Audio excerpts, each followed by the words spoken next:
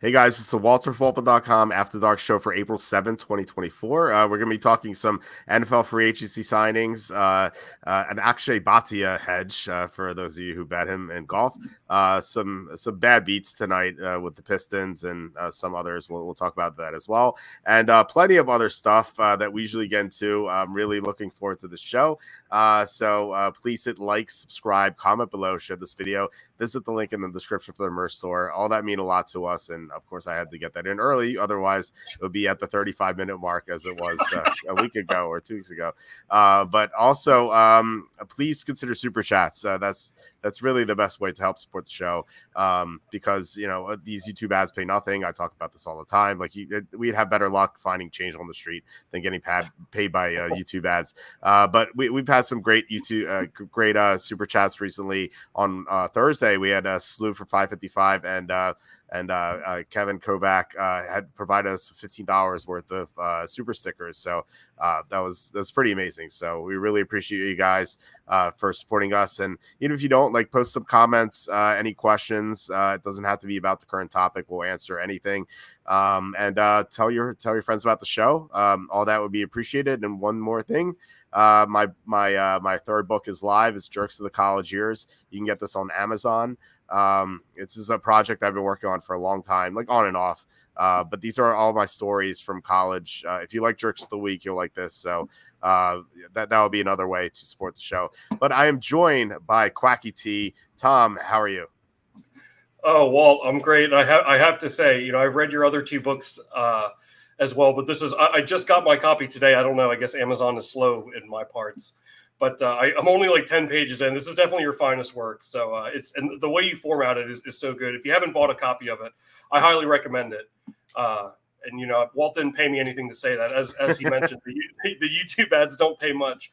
But hey, let me ask you something. You said, because I think it's probably true. You could probably find more change on the ground. What's the most money in your life you've ever found, on the ground? I once found a $20 bill. It was at a card show, actually. I used to go to sports card shows when I was in high school, and I found $20 on the ground, and I was 14 at the time. I was like, oh my god, this is amazing. I'm a millionaire. So I was able to of course I spent it right away. I'm like, oh, I'll buy this pack of cards. I didn't even think to find the owner, but how do you find an owner of a $20 bill? Hey, did you lose $20? It'd be what was the serial number on that bill? No one knows. What's the obligation that you have here? None. I think finders keepers applies. Yeah, it's one thing if it was someone's wallet, of course you return that, but it's a straight $20 bill. What do you go to the person in front, be like, hey, I found this $20 bill. Can you ask if anyone lost it? You're gonna have 50 people lining up saying I lost it. So it's just a weird situation. And then there's gonna be honest people that are gonna be looking around is anyone gonna click? It's straight. I did find a $20 bill in a Wawa parking lot maybe a couple of years ago. Nice. But one time I must have been 9 or 10 years old, and I was walking around the mall with my mom, just some random weeknight, and there was one of those bank envelopes on the ground. My mom was like, go pick that up. So I looked in it, there were $17 in that bank envelope, and I'm 9 years old, so I was like, oh, I took the money and I bought this game called Chicken Limbo. Do you remember Chicken Limbo? No, I don't.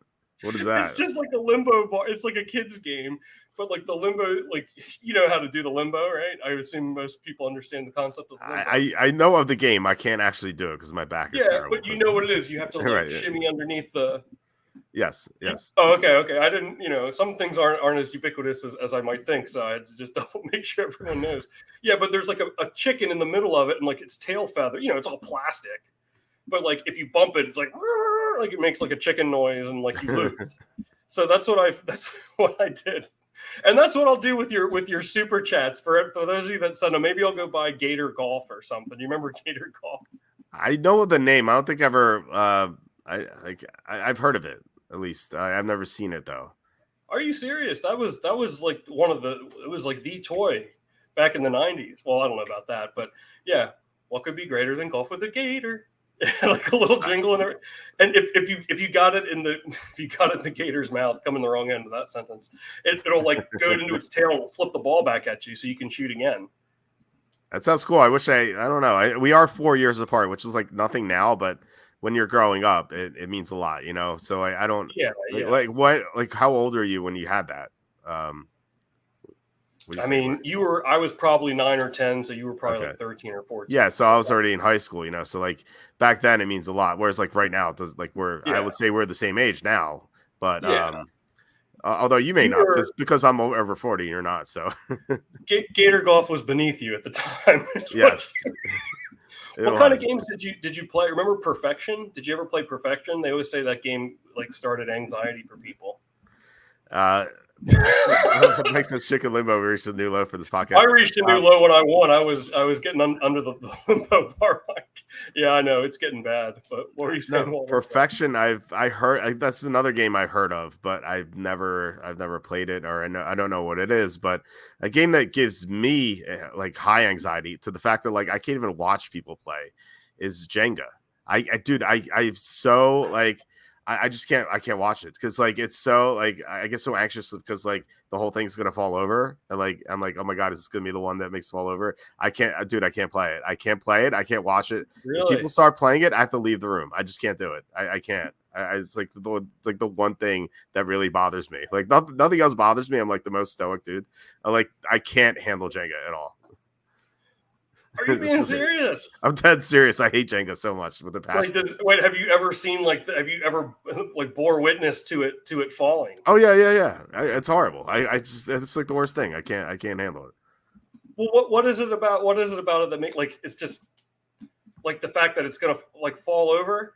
And hey, what's up? Love to eat. Yeah, I'm the other guy, I suppose. But.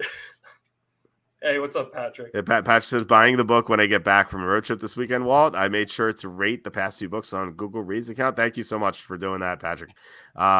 Anything fun? You said road trip, so I hope you had a good time. But I appreciate the book purchase. But yeah, what were you saying? Maybe you shouldn't play Perfection. Like, have you tried to like face your fears and stay in the room when the Jenga tower comes down? Or oh no, I don't like. I don't like start crying or anything or like, but like I just like actually like when it falls down, that's less worse than like the possibility that you're right. The anticipation. It's kind of like, you know, when you're a kid and you have to give a presentation in front of the class, like the actual presentation is not bad. It's just like waiting on the presentation. That's like the worst, you know, or like when you're also a kid and like you have to take a shot and you're like, you don't want to get stuck by the needle. When you're actually like get the needle injected in you, I don't think it's that bad, but like, when you're like anticipating it, that's the worst part. And like anticipating it falling down, I don't know. It just maybe like conjures up old memories. Interesting. No, I can relate on some level. I don't feel as strongly about Jenga, but I definitely know exactly what you mean. When you took public speak, when you had to do like presentations and stuff in school, were you pretty good at that? Did you ever get nervous? Well, I mean, when I was I would say grade school and high school, I was nervous, but like by the time I got into college, like I didn't care. We had this. I took a speech class at Penn State. Actually, I think the year I lived with you, I lived not with you, but in the same floor. Right. And in that class, we had to do this crazy presentation about like, well, it was mostly a project where we had to approach people and like just be weird or something like that, or act weird. Or at least that's the topic we took. I don't know if every group had to do that, but that's what we did. And I was we had a group of like 6 people, and I was the oldest person in the class. Like, I was a 5th year senior. Everyone else is like junior or sorry, like everyone else is like freshman or sophomore. And like I was the one in the group like approaching people, like random people. So like I had to we would walk up to random people at Penn State, and like say this girl was just sitting by herself. I sat down right next to her. Like this, like they're filming me as I do this, and like I just sit down, and like she looks over to me, and like people in the group are like, "Oh, she thought that you were trying to game her or something like that." And then like I every minute I would like inch closer to her and closer to her and closer to her, and then like by the end, like I was my hand was like on her book, like.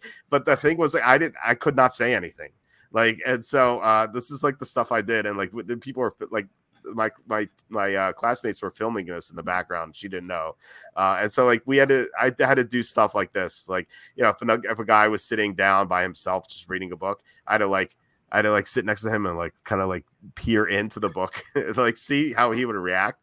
And so like this is the sort of stuff we did, and then we did a big presentation on it in class, and I was fine then. But like when I was a kid, I hated it. Like that anticipation of like speaking in front of the class, like that was horrifying when I was like young. But then when I like grew up, it didn't matter to me too much.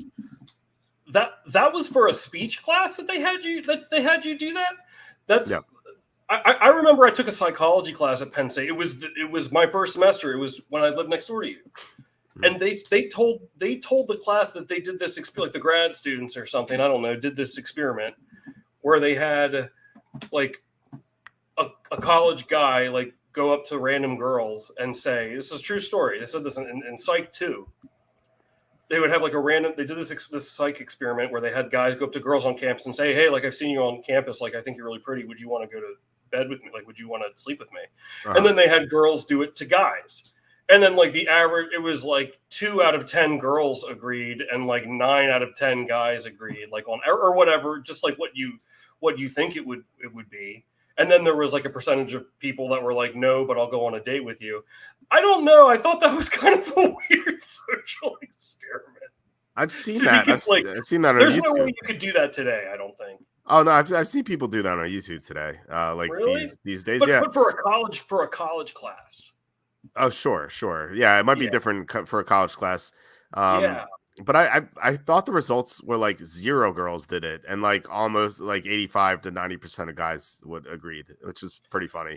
I remember thinking that I remember they said it was like 2 out of 10, or I mean, and statistics. We were talking about this on my stream recently. Like, who freaking knows, And like this is just like the professor like telling us the story. Like this is like word of mouth. So but. Like there's no way you could do. I remember because that was 2004. That was 2004 when they told me the story, and I don't know if they did that year or whatever. But I remember thinking that was kind of strange then, and there's no way they could do that now at a college. Absolutely not. I don't think. Yeah, not at college. I mean, you could always do anything on YouTube, but horrible. Sure. Hey, Carmen, thank you for the. Carmen with $5 super sticker. Thanks, Carmen. Thank you so much. Thanks for your support. Just really appreciate it. Like I said, YouTube ads pay nothing, so this really means a lot. So thanks. If you have any comments or questions, we'll pop this up right away. Act Weird was at the Fight Club challenge. It was sort of like that. Maybe that's what it was based on, but I think every group had to pick something. It was like do something in public and then make a speech about it.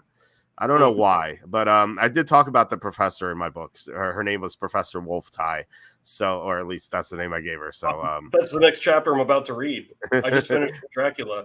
Yeah, so that was she was an odd one too. Yeah, Professor Count Dracula. For those of you who haven't read this book yet, it's that is the guy in the top right on the cover. He was quite the character. Good stuff, man. Patrick says road trip for friend's birthday from college, which included back-to-back wiffle ball games in front yard with adult beverages, 10 out of 10 combo with a few inside the park home runs. That sounds awesome. It sounds like we had a great time. So that's awesome. I was a wiffle ball champion back in my baseball heyday. Were you? I remember I went to visit my cousin. Well, this wasn't wiffle ball. This was regular like slow pitch softball. Just made me think of this. So I was like pretending to be a student at actually UCF, where years later I would end up graduating from, funny enough. And he was like, yeah, I'm on this IM slow pitch softball team. Like we have like this random ID that we found. They just like, all you got to do is flash it to them. They're not going to like check the IDs. It's like a volunteer umpire, that checks them. He doesn't care. So like I get to play on this, on this IM slow pitch softball team. First, I step up to the plate, first pitch, home run. We marked them. It was awesome. But here's the most memorable part of that whole experience. So this is slow pitch softball, like right, like you almost swing at every pitch unless it's like that kind of slow pitch softball. There was a guy on the other team. It's co-ed. There's a guy on the other team that struck out looking in slow pitch softball. That's a violation, man. You struck out looking. It's like, first of all, like it was a full count. You got to a full count in slow pitch softball. That's a violation, man. I mean, what are you doing here? You're here on an IM and you're looking to walk. I think that's the most egregious thing I've ever seen ever witnessed in my life, man. Well, you haven't seen me play baseball, so let's hold that off. That's so bad.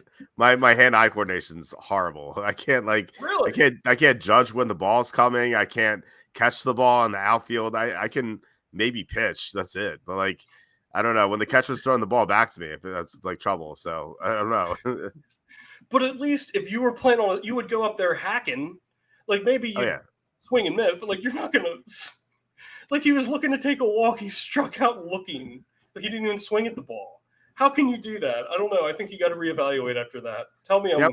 I would try to get hit by the ball. I've tried to be like the Teddy Beanbag Bagwell of the IM softball league. Break the record for most hit by pitches. They'd have your name enshrined on the, Yeah, and then some 60-year-old doofus on the hallowed grounds of some the 60-year-old name. doofus will buy a painting of me and hope that it'll be worth $1 million, and then I'll retire before I break the record. Yeah, and then someone will write a book about you, the jerks of the college. Here's this guy that you suffer brain damage trying to get the all-time record. Yeah, trying to set the record for most hit by pitches. Jeez. Yeah. Boy Meets World shout out, by the way. Teddy Beanbag Bagwell. There you go. You know what? I actually didn't know the reference at first. Okay. Yeah, I'm rewatching the show because I just said this before, but there's the actors who played Sean, Topanga, and Eric do a Pod Meets World podcast where they talk about like every episode and they go into detail about it, and it's awesome because I used to love that show so much. I used to watch it every Friday on TGIF, along with like Step by Step was the other one I liked. Yeah. But because I had a crush on Al the entire time.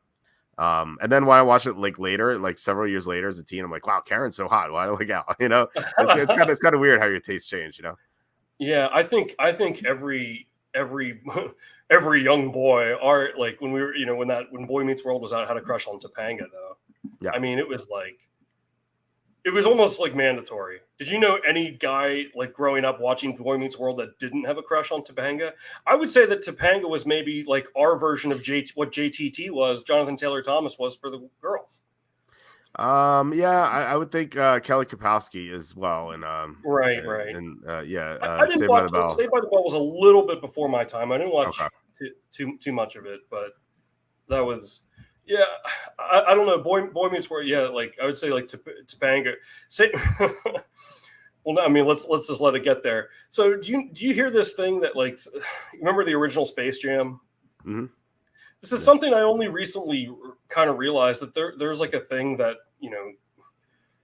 young boys that were like kids that were young when Space Jam came out, like have like a thing, like a Lola Bunny. They're into Lola Bunny, which I mean, she is a strange character. Every time she comes on, there's like sultry saxophone music playing, and like Bugs Bunny gets like hard as a rock. Like it is kind of a strange thing that they shoehorned in there. But apparently, it's a whole like epidemic of like there's like people our age that are like really into Lola Bunny. It's I'm only just learning this.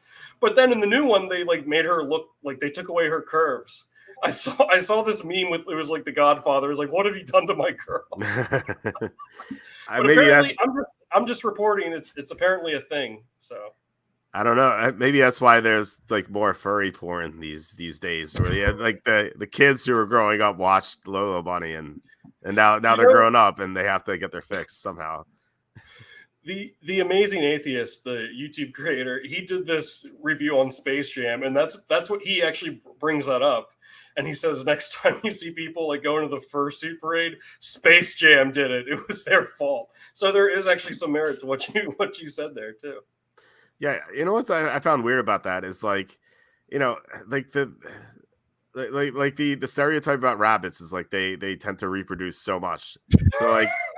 Did they even need to make Lola like that? That's sexy. I feel like Bugs would have just been all over her just because she's a girl, Yeah, I mean, up to that point, I'm not sure I really knew what Bugs Bunny was into. I guess. Yeah, I mean, when people started bringing that up, I'm like, wait a second, like rabbits are known for reproducing a lot, so I don't know, or maybe I don't know. I don't know, or maybe that's the whole point. Maybe that was the whole point of Lola. I don't know. To make sure. I mean, I think there's I think you could argue that point too. It's Yeah. a whole thing apparently. I don't know. I was never into cartoon rabbits myself, but No. No, I apparently wasn't either, and I don't know. This again, this maybe this is the age gap. I don't know when it came out when Jordan was still in baseball, so I think I was like 12 or 13, I think at the time.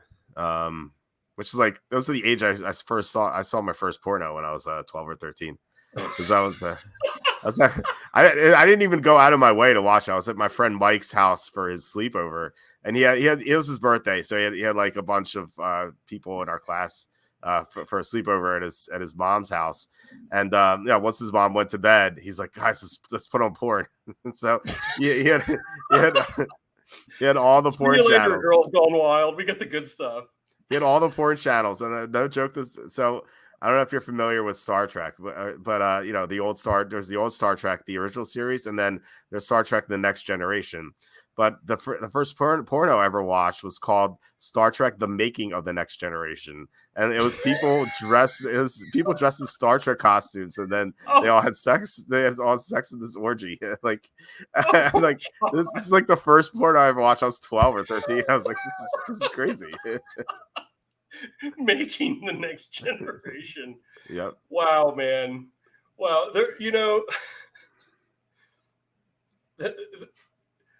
The internet at that time was, because you said you were 12. I was probably 10.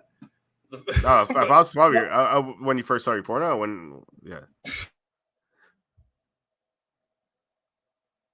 to high school. I think I lost you for a second. I think I'll be back. Can you hear me now? Yeah. Yeah.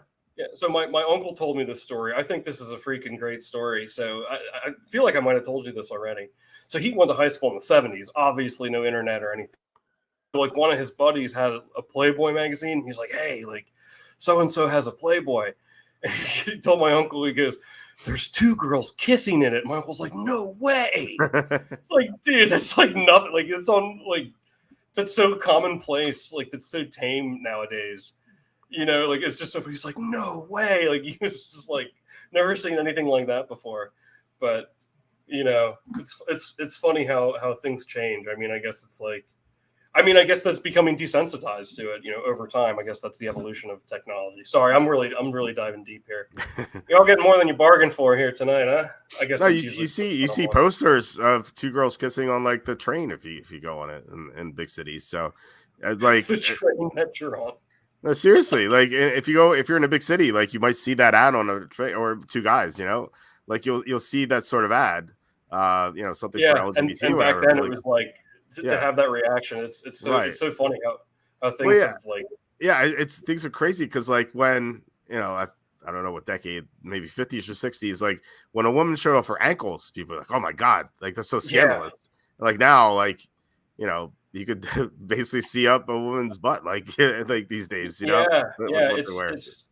It's weird how things change over time. Yeah, not that it's a bad thing. It's just like it's crazy how it's just it's so interesting to I don't know, it's just interesting to observe over time, I guess.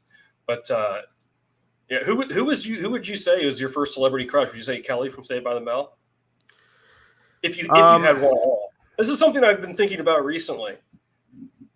No, he's I would say I think Melanie from Hey Dude was my first crush. Oh, okay. I don't know if you ever saw Hey Dude. What? I remember it. I didn't watch a whole lot of it, but I remember it. That was another one where like there are the 2 girls who worked at the ranch. It was Melanie and Brad. I don't know why her name was Brad, but they're both attractive, and like they were both in their teens. I was like 11, 12, 13. And so like I thought they were hot. And then there was always this ranch hand woman, forget her name, Lucy, her name was Lucy, and she was like in her 30s or something like that. And I never really paid attention to her. And like I watched Hey Dude the other, like I'll say a few years ago, and I don't know where I found it. I think I found the first episode on YouTube. I was like, oh, let me watch this. Let me see if this holds up. And it was still okay, but like I was like blown away when I saw Lucy. I'm like, oh my god, this woman's like beautiful. And like I didn't even pay attention to her when I was young because I thought she was so old. Like, and now like her back then is younger than, or I guess we were the same age, like when I watched that episode. Now I'm older than that, but it's again, like it's crazy how That's weird things how change. that works too, isn't it? Yeah, really. Cassandra says she's married to Ben Stiller, the girl from Hey Dude. Yeah, yeah. She was in Dodgeball. Yeah. Yep. Yeah. I can't think of her name now. I've seen her in many things. It's Christine Taylor. Oh, is that her name? Yeah. For some reason, I thought it was something. Shows you what I know. They only let me out of my cage twice a week for this show, so I mean, I live under a rock. Yeah, that show is good. But there's like one bad episode, and like this is kind of like most people will notice it. It's one of those things where if you're really into something and they show it on like a TV show or a movie, and they're just way off, like you'll notice it like so bad. So apparently, like Melanie was a swimmer, and I just assumed she was like swimming in high school and trying to get into college or something, and then in like one episode, she's just swimming laps. So she's swimming fine and everything like that. But then like someone comes up to her and they're like, we want to recruit you for the Olympics. I'm like, oh my God, this is so stupid. Like first of all, you don't get recruited for swimming in the Olympics. Like you have to go to time trials and you have to meet a certain time and you have to beat people. And like there's no way she's practicing enough to go to the Olympics, like let alone Junior Olympics. It was so dumb. When I watched that, I was like, okay, I think I'm done with this show. But I don't know, I still liked it. But you always see that kind of stuff when like you're like I said, when you're into something and then the TV show or movie, they don't put enough research into it and they just look stupid. That's interesting because I've been thinking about this recently, and I feel that way about a very popular movie. And what I'm about to tell you is probably a pretty unpopular opinion.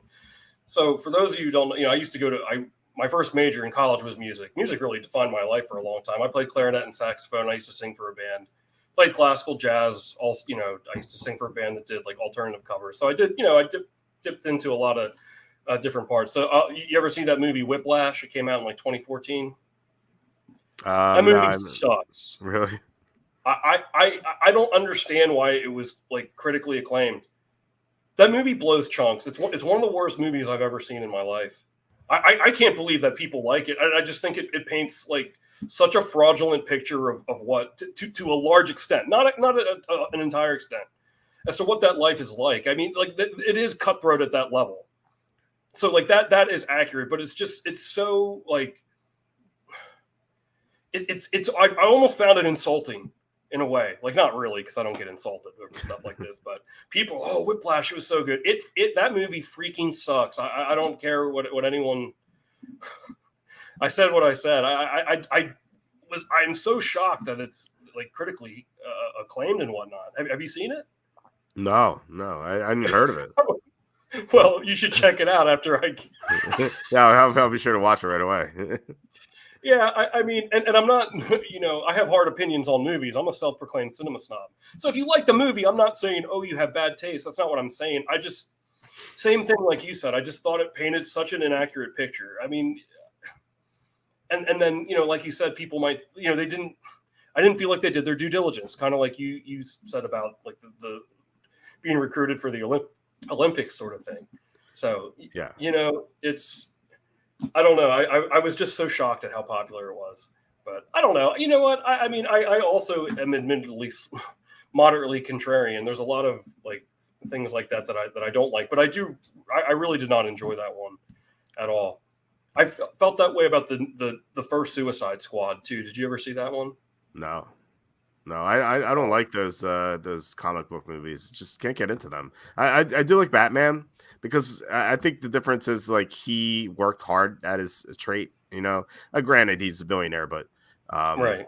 But like still he didn't have like superhuman powers to start with. Like he trained really hard, and he just became a superhero through his hard work. I guess that's why I can deal with Batman, but the other superheroes I just don't like them. I just don't like how they're just magically granted powers and they're like that's how they fight. Like I feel like someone has to work hard at their craft, I agree. And I actually, when I took speech in college, my persuasive speech was why Batman is the superior superhero.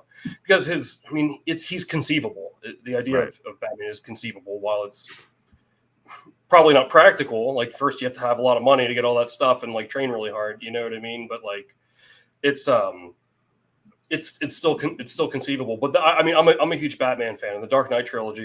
Those are some of my favorite movies. I just can't get it. The Suicide Squad movie, the first one. Someone told me that the second one, like the newer one, was better. I'm being dead. That was the worst movie ever made. The first Suicide. Really? It's the worst movie ever made. And I'd rather watch Santa Claus Conquers the Martians, which is actually a good one. Is that actually real? I never heard that. Oh, I watch it every Christmas. Yeah, Santa Claus. I saw it on Mystery Science Theater. I watch it like unironically every Christmas. It's one of the actually I think it's in the top 10 worst movies of all time. But yeah, I don't know. Suicide Squad was just a cash grab, and it was like, oh, like let's just show like all the basic things about Harley Quinn, and then like every girl's going to be out there like, oh, like who doesn't know anything about it other than seeing that movie once, like, oh, I love Harley Quinn.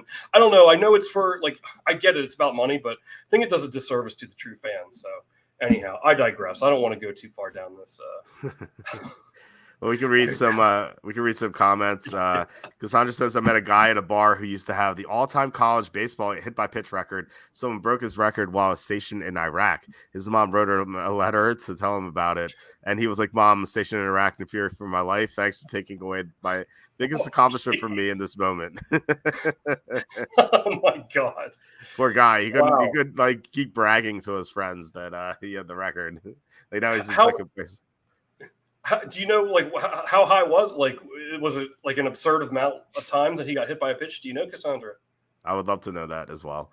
Yeah, like what would the record be there? I don't know. Like at what point like is it too much? Like if you get dinged in the head too many times, you know, like you might be a vegetable at some point. It's never enough, Walt. It's never enough. No, yeah. Patrick says, fun last road trip story. We went out and I dropped magic cards all over karaoke stage. Friend tried to quote Twister and got every quote wrong. And guy told me not to talk to his girl. It was his sister. Well, I'm wait. Guy told me to not talk to his girl. It was his sister. What town are you in? Is that like Jamie and Cersei Lannister? Yeah, I was just gonna say, what is this game? Game of Thrones country Twister? What, like the movie, or you mean the game where it's like left hand on red? What were you talking there? Wasn't there a movie called Twister? I don't know. Yeah. As soon as that, but yeah, I'm a fan of Magic the Gathering though. I still have like so many cards. I played like when the first couple of sets came out, and I have like some of the alpha cards. Which like probably means nothing to you, Tom, because you don't play. But they're like some of the original cards ever made. I think you would actually like it, Tom. I think you might get too addicted to it, unfortunately. That's all I need. Yeah, I don't. I recently got obsessed with Rocket League. I don't need something else to be addicted to here. But I've never. I mean, I know of it, but I've never played it. Yeah, it's like half. I'd say it's like half chess, half poker. Where like in chess, you have to. I'm sure you've played chess before. Like you have to establish your board. You know, like your presence, like move your queen around and stuff like that, and just make sure you have like a bigger part of the board. It's kind of like what Magic is. To like you have to play your creatures out and stuff like that, and like have enough mana to cast spells or whatever. But the poker part is like you have 7 cards in your hand to start, and like you have to try to figure out what your opponent has, and your opponent's trying to do the same thing to you. So it's a lot of fun, and there's so many cards. Like there's like tens of thousands of cards that have been printed. So like they can basically have anything, although like you kind of know what the best cards are. So it's a lot of fun. I like it a lot. I played when I was in high school, and then I stopped when I was in college because I was like too poor to have to buy these cards. And then when I first started dating my my soon-to-be wife back in 2013, I met her brother for the first time. We were at a mall, and like I was talking to him, whatever. We passed by this store, and they had Magic the Gathering packs for sale. I was like, oh, I used to play Magic when I was in high school, and he like stopped. He's like, dude, I play Magic all the time. Do you still have your cards? I'm like, I think so. So like I went home and I got my cards out of the closet. I like dug through them and I found them. And I'm like, I texted him. I'm like, hey, I found my cards. He's like, yeah, let's play right away. so like the next day he came over and like we were playing. My wife's like, oh my God, what is going on here? I was like bonding with her brother. Like he's like one of my best friends now because like, we play Magic all the time. But it's nice. Yeah, it's a lot of fun. Yeah. Hey, I can't. Can you put that comment down? I can't see you. Oh, sorry. It's all right. It's just up there for like two. Sorry, Yeah. no shade, Patrick. I just couldn't see Walter. I was. You're good. You're good. No, Okay. I never really got into it. Like, I know it's really popular, but I never even played. A couple of my cousins are into it, but Yeah, well, I mean, next time we hang out, I'll have to at least show you like how the game is played. It's pretty cool. And there's then no way I'm gonna be able to pick it up in one day. I'm not. Don't you give me? I mean, I appreciate it. You give me too much credit, though. I taught my 8 and 6-year-old nephews how to play, and they play now. Don't tell me that. Don't. Yeah, now I'm gonna feel really dumb when I can't figure it out. Tell me 6 and 10-year-old nephews can't figure it out. I can barely make it to the grocery store without a written order, Walter. Come on. Okay. Well, maybe that'll be a challenge. The challenge accepted. I'll definitely I'll do try. it. I'll try. Yeah. Go ahead. I was gonna read more comments. We can get back. We can get to some comments here. I feel like we need to catch up a little bit. Love T says, "Oh my God, when you had to fast forward the plot." I think you're talking about the making of the next generation, and now you're on the internet talking about Game of Thrones nerd porn. Exactly. It makes sense now. Yes, it's all related. It's our turn to carry the torch. So now there is. Speaking of weird porn, I saw a porno name. It was called Game of P, and then you could probably figure out the rest. It's a 5-letter word, but the plural is 7 letters. So and actually it was a singular. It was a game of the P 5-letter word ends in Y. And I saw the video. I was like, oh, this is funny. So I was like, I had to watch it, of course, because I'm a big Game of Thrones fan. It had nothing to do with Game of Thrones. It's just like for a second I didn't think what the word was. I was like, wait, how many letters did you say again? 5-letter word begins with P, ends with Y. Party? Yeah, the game of party. Yeah, the party game. Yes. It's a good one. I'm talking about parties. He says, between 3 up, we are trending into Coomer territory. It's true. Winona Ryder from Beetlejuice. That's another one. Fine choice. Yeah. Bagley says, you see that especially in video games. It's infuriating. He's talking about the references that they get wrong. Like a kid playing Minecraft or something, and they'll say, "Mom, I got a high score on level 8." So yeah. South Park did that masterfully. South Park did an episode about Magic the Gathering, and apparently they did all this research into it, and so like they got all the card names, they got the rules down correct, but they intentionally screwed up just to basically troll people. Like an entire gaming community, right? They'd be like, Kenny's doing so well, he hasn't lost a single life, and like that's like impossible in Magic. Like you have to lose life to kind of advance the board. So like they would say like weird stuff like that, but I thought they did a great job of that. Love T says the fact that the instructor boot camp that actor into Buddy Rich was laughable. Yeah, I agree. I agree, Lovey. I really didn't like it. I don't want to keep beating a dead horse on it though, but I'm glad someone sees my perspective. Thanks, Love to Eat. Game of pastries, yes. Yeah. Pastries not another word. Actually, no, it's pasties, not pastry. Yeah, 6 letters to it. Yeah. Oh my God, what could the word be? I think I figured it out now. Thank you, Carmen. I appreciate it. It's in the name. Almost all of it's in the name of one of our commenters. Speaking of, he says a huge Magic the Gathering fan. Vampires the Embraced, very underrated 90s RPG game. I mean in Magic, like they have like different tribes. If you want like a vampire deck, you could build a deck just with vampires or like goblins or elves. But like it doesn't have to be that. It could be like this combo deck where you're trying to like make like 1,000,000 angels and like attack your opponent with like 1,000,000 creatures. So like it's so cool how like I told you that there are like tens of thousands of cards out there, and like there's like a lot of synergy with those cards, and like trying to figure that out, like you could just like make a cool deck and just build on a combo or something like that. It's really awesome. So I highly recommend it. I'm sure some other people in the chat like it too, because it's a pretty popular game. I play online sometimes too, which is I think like playing with people is fun, especially if it's your friends. But like just being able to play online and like not having to shuffle your cards is like it's so convenient. So wow, I didn't know that. I guess maybe I did know they played online too, but Yeah, my username's SOS Walter. If you guys play online, so feel free to add me. John says Quacky Sabres are only 4 points out of a playoff spot. My 500-1 Stanley Cup final bet is still alive. Hey, John, it's funny because I took the Sabres and the Penguins before the season started to win the Stanley Cup. And I don't know if you see, I can't believe I'm about to say what I'm about to say. If the playoffs started today, the Penguins are in the playoffs, baby. Like they've won. Like, here's the thing. I would consider taking the Penguins. I think they're 100-1 to win the Stanley Cup. At least they were before they won again today. But they have a tough schedule heading out. So if they make the playoffs, that means that they, at least won some of their last 5 remaining games. But who do they have to play? I think they have to play the Rangers, the Predators, and then I can't remember. And then the Islanders is their last game. That might be for a playoff spot because the Islanders have just as many points. But I'll tell you what, if they get in, I would take them now if you're interested in the Penguins, because then you always like the 8. Me too, John. And in hockey, anything can happen.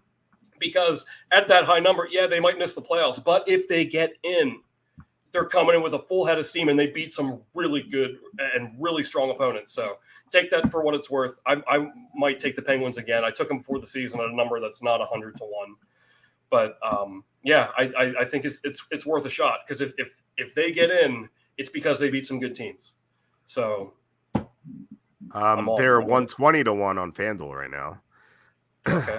So maybe I'll hop on to that. Nashville, by the way, down to 40-1. We got them at 65-1. That's pretty sweet. Yeah. Okay, that's good. They've lost a couple games too. I'll tell you what, hockey playoffs is the most exciting. I mean, I love my football too. Of course, I wouldn't be on the show otherwise. But hockey playoffs are so exciting, and this year has been especially weird. I every now and then I give Walt some the expert info, the Quacky hockey picks. And we had a wild one last night. I like the Coyotes. They were down 4-1 going into the third period, and they ended up winning 7-4. So it's been a really good. It's been a really interesting year. And let me tell you something while I'm on the topic about the Coyotes. Next year, bet them to win the Stanley Cup. This team they had a 14-game losing streak, and I know you're going to say, how can you say they're good? They lost 14 games in a row. They have a really strong, solid young core. Some of their best players, Gunther and Cooley too, I think. Clayton Keller. These guys are some of those guys are only 20 years old. They're a lot better than their record indicates. I know they had that long losing streak, but if it weren't for that, they might be a playoff team. They have a really strong young core, and they're probably going to be at a high number, but consider them next year to win the West or to win the Stanley Cup. I think you're going to get them at a large number, and I think they'll make the playoffs. I will note that. I will do that when they come out. Maybe I'll do that. I feel strongly. Yeah, we'll do that in the summer when I'm out in Vegas to enter the Super Contest. I'm always, I like being out there because you always have the options. Like you can bet at the sportsbooks out there, or you can bet online. Although if you want to bet on FanDuel or BetMGM or Caesars or whatever, you have to wait till you're home because you can't do that in Vegas. And that's so annoying. Well, I can understand FanDuel and DraftKings, but one thing that got me last year was I was in Vegas. I was staying at an MGM property even. And it was Park MGM, and I couldn't access BetMGM.com. What? And they're like, you have to be out of state to access this. I'm like, why? I get blocking the other sports books, but if you're in Vegas, there's MGM properties all over the place. Half the strip is MGM, and especially if you're staying in an MGM property, you should be able to bet on BetMGM. It's so stupid. They're going to make you get your steps in, Walt. You got to go up to the clerk, the nice man at the counter, like everybody else. Yeah, I mean it's so dumb because I went up to the clerk at the sportsbook, and a golf tournament was going on. I think it was the British Open, and I was like, do you guys have live betting for golf? The guy's like, no. I'm like, really? Every sportsbook online has it. Well, and the guy's like, well, we're not online. Well, I can't bet online when I'm in Nevada. So this does me no good. I thought going to Vegas meant that you had better betting opportunities, but somehow it has gotten worse. You're better, you're better off betting if you're out of Nevada than if you're in Nevada. It just makes no sense at all. Yeah, I mean, I guess it does kind of seem kind of strange that you can't do it in there, but I mean, I don't know. You just get a VPN next time you're there. maybe. VPNs don't really work. Like DraftKings, you can't access DraftKings with a VPN. They're so good at blocking it. Oh, really? Oh yeah. I tried with Rainmakers, didn't work. I guess I shouldn't say that on air. But I no, I always say I have to drive to Trenton to enter in Rainmakers lineups every single week. Usually Wednesday, sometimes Tuesday, but I always drive out to Trenton. It's not too far of a drive, it's like 25 minutes, but like it kind of sucks if it's like a downpour. Like, it takes me longer, but I'm always I'm always in the Trenton Thunder baseball parking lot, just entering lineups, and then I drive home. Well, and I know how much you love New Jersey too, so that's nice that you get to cross the border. Trenton makes, the world takes. It's a real slogan, by the way. But as soon as you like drive into Trenton, you see it. Go ahead. Wait, what does it say? Trenton makes, the world takes. Like, as soon as you drive into Trenton, there's a big sign that says Trenton makes, the world takes. I'm like, Trenton makes what? What do they make exactly? How many other people do you think are driving to the Trenton? What is it called? The Trenton Thunder? Trenton Thunder Baseball Stadium. The baseball stadium. How many other people do you think are driving to that stadium like you to do what you're doing? I think it's a non-zero number. Maybe not at the same time as you. I mean, specifically to that stadium. I mean, people could be driving from Philly to Jersey and like going to other locations. Like right. But do you think there's another? It's a matter of great concern, But like, there's someone else like you, like lives in that area and does the same thing, and like just happen. Like it's probably a convenient spot for you to get to, right? It's the first like thing in New Jersey. It's like, welcome to like the Google Maps goes, welcome to New Jersey, and then like the first exit is to the Trenton Thunder Baseball Stadium. And like there's a lot of security cameras there too. So like, someone would be dumb to try to like carjack you, because like they'll find out right away. They've got security roaming around like, you entering in DraftKings lineups, son. Right, exactly.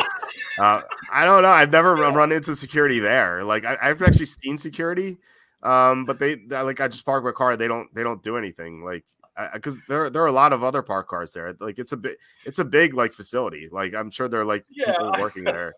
But like it's nice that you don't have to pay for parking. I just roll in and park, and then half hour later I'm out. It's pretty convenient for being really inconvenient. It's not like terrible. It's not like I have to make like a 2-hour drive or something. Yeah. Why don't you just get tickets to the Trenton Thunder while you're at it? I probably should at some point. I probably use that parking lot more than anyone else except for employees.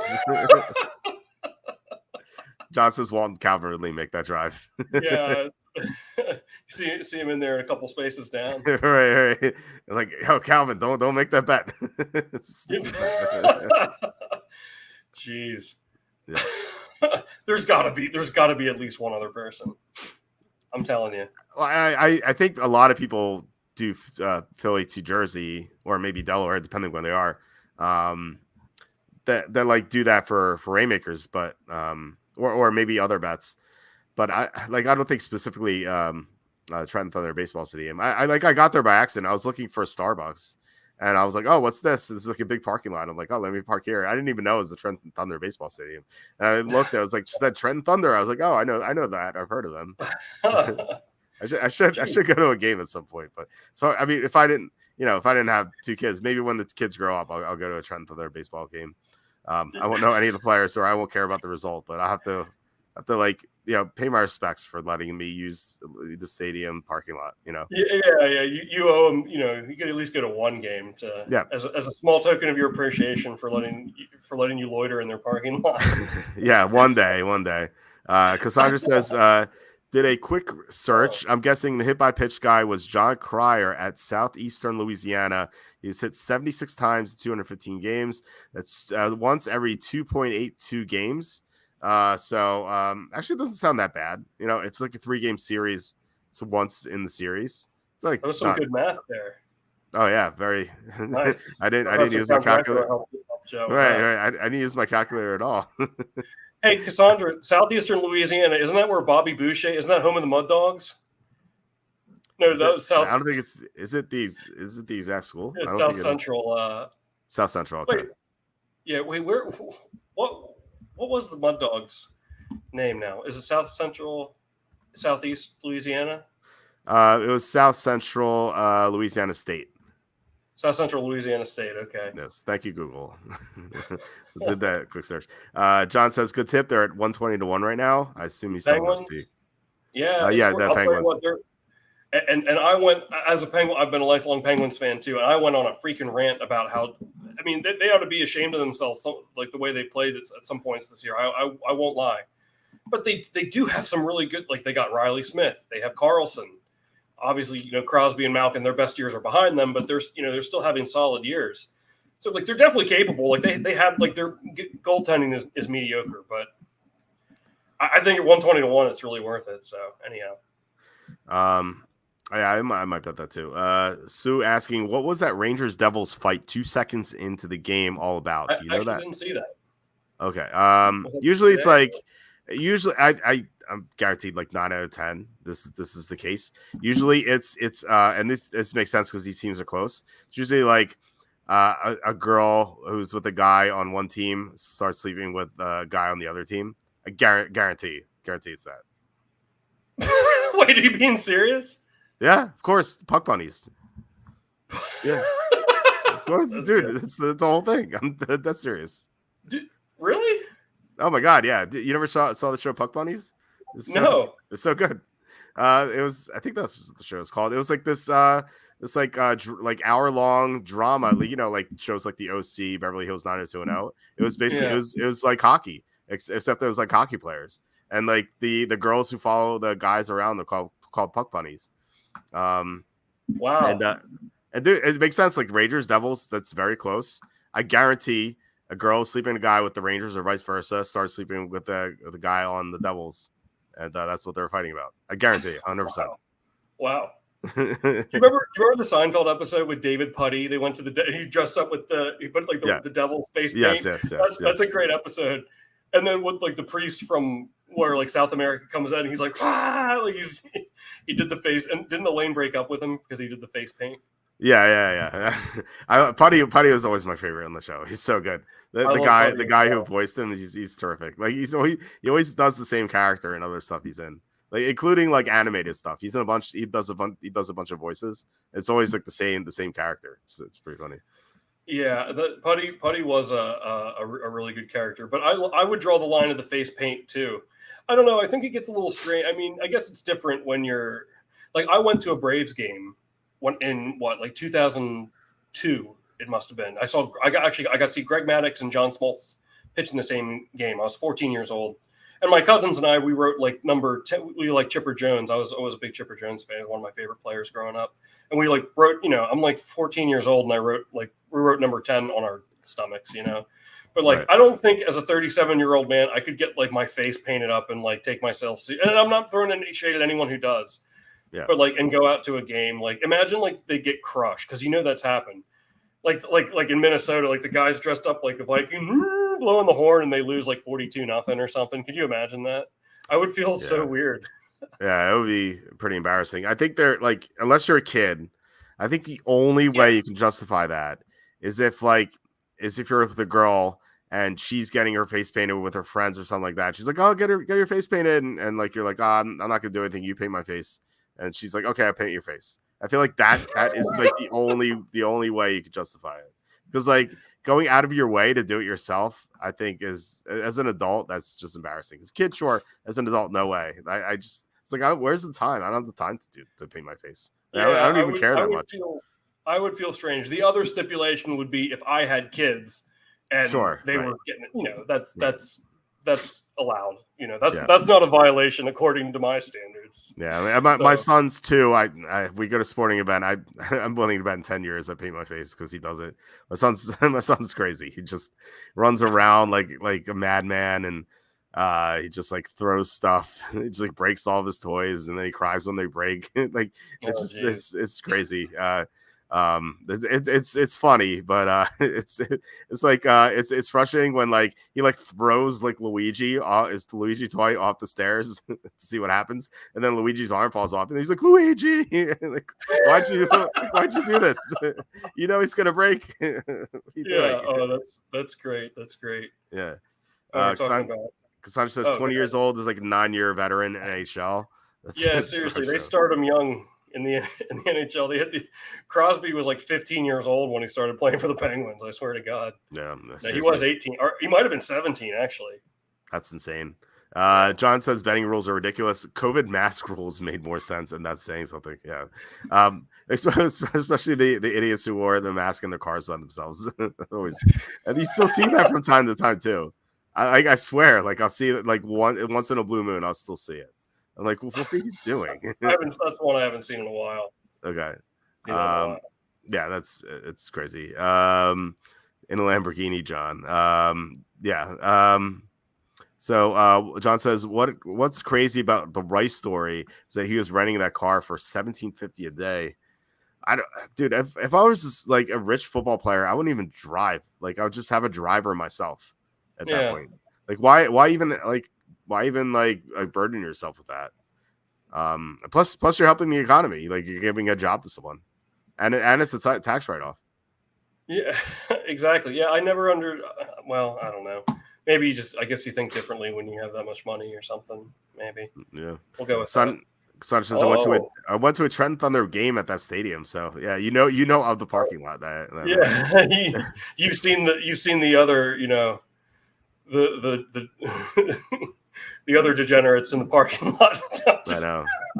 I'm worried that like one of these Wednesdays where I go to make my lineups, like it's going to be a day when there's actually a game there, and I'm like I can't park there, or like there's going to be too many people. It's like it's always empty when I go. Yeah, you need a contingency plan, man. You don't have like the Thunder schedule in your calendar. Come on. No. It's like New Jersey is like all crap area. It's all the slums. Like anywhere we go in New Jersey, except for the shore, it's all bad. How long have you been going to this stadium and it's never coincided like with a game? No. I've been going for about a year now, or so. Maybe a little longer than a year. And I don't know. and you've never accidentally I'm kind of surprised. I mean, what would you say? No, I go like Wednesday when I've done my show here. So like usually like Wednesday 11:30 or like usually get there midnight or something. So like all the games are over, but like if I have to go early or something, like I might run into it one of these, or like I don't know how minor league baseball works. I don't know if they have like extra innings or something like that, but like what if it goes to like the 20th inning and like people are still there? I think this would be a unique opportunity for you, perhaps. Maybe get in there, get season tickets, talk to someone in the front office. Now you're covering the Trenton Thunder. That's right. And now you can tell your story about your Trenton Thunder journey. I never knew about the Thunder until I made DraftKings lineups in their parking lot. Now I'm you could be like the beat writer for the Trenton Thunder. Yeah, I cover the NFL and Trenton Thunder. It's people love that stuff.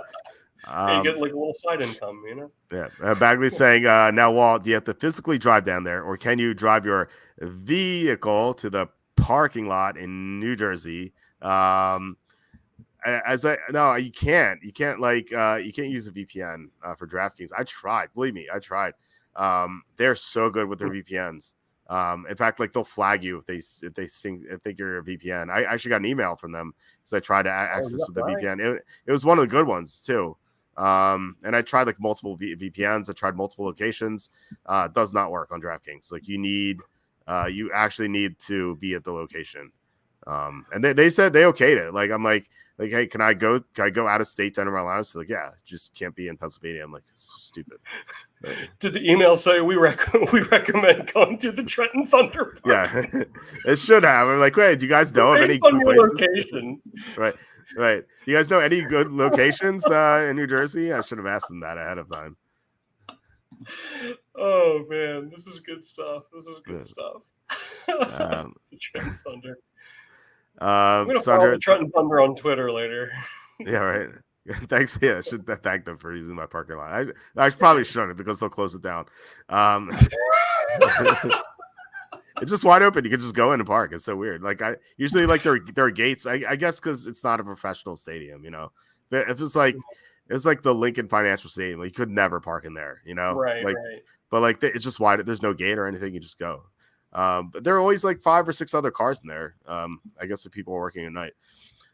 Cassandra says, no idea. I met him in Massachusetts is the hit by pitch guy. He was an old military base there.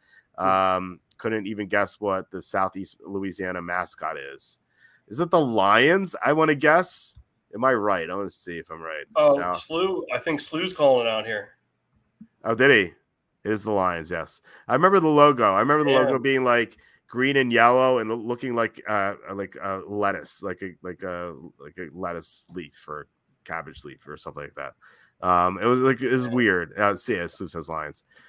Respect, Slew. You know. Yeah, good call.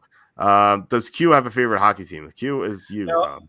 Now, I think you're going to expect me to say the Mighty Ducks, but no, it's Sudden Death with Jean-Claude Van Damme. Have you ever seen it? Isn't that the one where he can't let the team score or something like that because then the stadium will blow up? Yeah, there's a bomb in the arena. Okay. And there are some the great Mike Lang, who's the voice of the Pittsburgh Penguins. For those of you who don't know who Mike Lang is, he would always have these fun, when they would score, scratch my back with a hacksaw, or he'd be like, and he beat him like a rented mule. Like, he was known for having these. So he was in it, like calling. It was because the Penguins really were in the finals, because it was made in like '92 or something like that. That's when they won against the Blackhawks. But at one point, like Van Damme, he's fighting these terrorists like throughout the arena, and his kids are still in their seats. And at one point, he's in the locker room, and the Penguins goalie gets injured, and he has to go in there, and he stops a penalty shot. It's like, I haven't seen it in a long time. Yeah, it's called Sudden Death with Jean-Claude Van Damme. It's an absolute, it's a real diamond in the rough. So I would say that's my favorite hockey film. I remember watching that with my dad, and just thinking it was so absurd. I used to play goalie when I played like roller hockey with my friends, and like even that was tough. Like the most embarrassing thing was when like the hockey ball was like rolling toward me, like someone just like shot it down the street, and like I was like trying to stop it. I was like so lackadaisical, and I just took it for granted. I just tried to stop it with my stick, and the ball like popped over the stick and went to the net. I'm like, oh my god, this I can't believe I let that in. And so like after that, I never took that for granted. Whenever that happened, I would just like fall on it, just like overcompensate for it. I'll tell you what, I graduated high school with this kid whose uncle at the time was the equipment manager for the Washington Capitals. So. Okay. He had like a trillion hockey sticks, like professional hockey sticks in his garage, because his uncle was like, this is just like old equipment that the Capitals don't want. And it wasn't NHL goalie equipment, but like some nice goalie equipment. And we would play sometimes. I was a catcher in baseball, and I was a pretty good catcher. So I don't know, a lot of it kind of, I was a brick wall and net is what I'm trying to get at here. You couldn't stop me. So if I could have been Van Damme's understudy and stop that shot. It's so bad. It's so bad, but I love it. Sudden Death. Yeah, I highly recommend. I mean, it's definitely better than Suicide Squad, and it's way better than Whiplash too. I can assure you that. It's a movie that like it doesn't take itself seriously though. I think like people know it's supposed to be a joke. So at least like the movies that take themselves seriously are the really bad ones. But if it's meant not to be, then it's fine. John says there's a shortage of hockey movies. Mighty Ducks or Miracle. Slapshot was overrated. Mighty Ducks probably mine. I don't know. I can't say I've seen too many of them. I've seen Mighty Ducks and Miracle and Sudden Death. I think those are the only 3 hockey movies I've seen. But the show was good though. That Puck Bunny show I was talking about. I don't know if it was called Puck Bunnies exactly, but it was actually a good show. Like the coach got fired like midway through the first season, and this like no nonsense coach came in. He's trying to straighten the guys out, and like the goalie sucked, and like there's this whole like drama whether he's going to get benched or something like that. It's pretty good to say. Yeah, maybe you could say Happy Guilt because they play. I mean, it's a golf movie, but they do play hockey in it. Yes, that's true. But I wouldn't. I'm just being an ass. I would never consider that a hockey movie, but they do play hockey in it. Well, they're making Happy Gilmore too. I don't know if you saw that. Are they really? I didn't know that.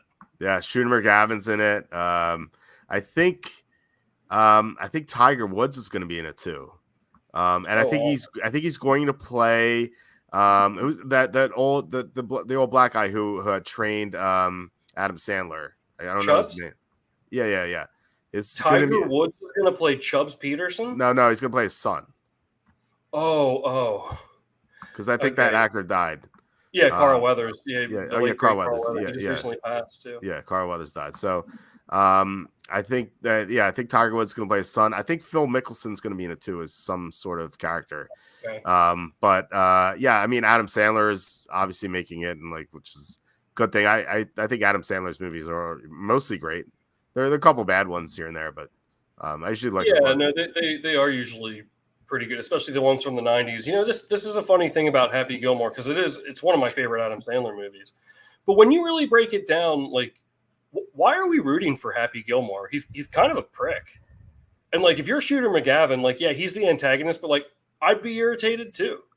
Like the guy's like out there assault. I mean, yeah, there's suspension of disbelief, obviously, but it's just kind of because I never thought about that until recently. Well, it's like Karate Kid, where you're supposed to root for Daniel-san, but really Johnny Lawrence is the hero of the movie. Yeah. I don't know if you agree with that, but I do. Well, I think about it. Daniel-san stole his girl, and then he hosed him down at the party, and then he embarrassed himself in front of the Johnny Lawrence's sensei. Like if I'm Johnny Lawrence, I'd be pissed too.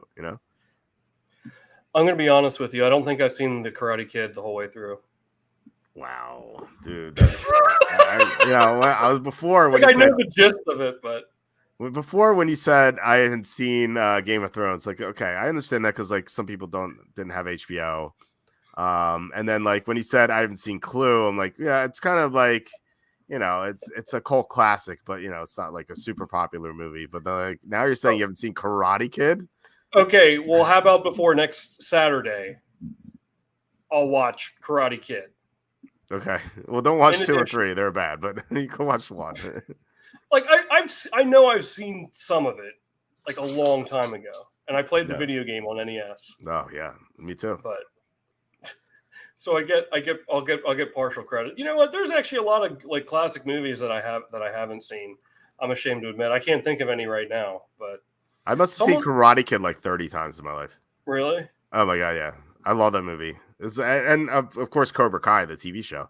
That's why I actually got Google YouTube Plus, I think it was called. They may have changed it to something else now. But that show used to only be on YouTube Plus.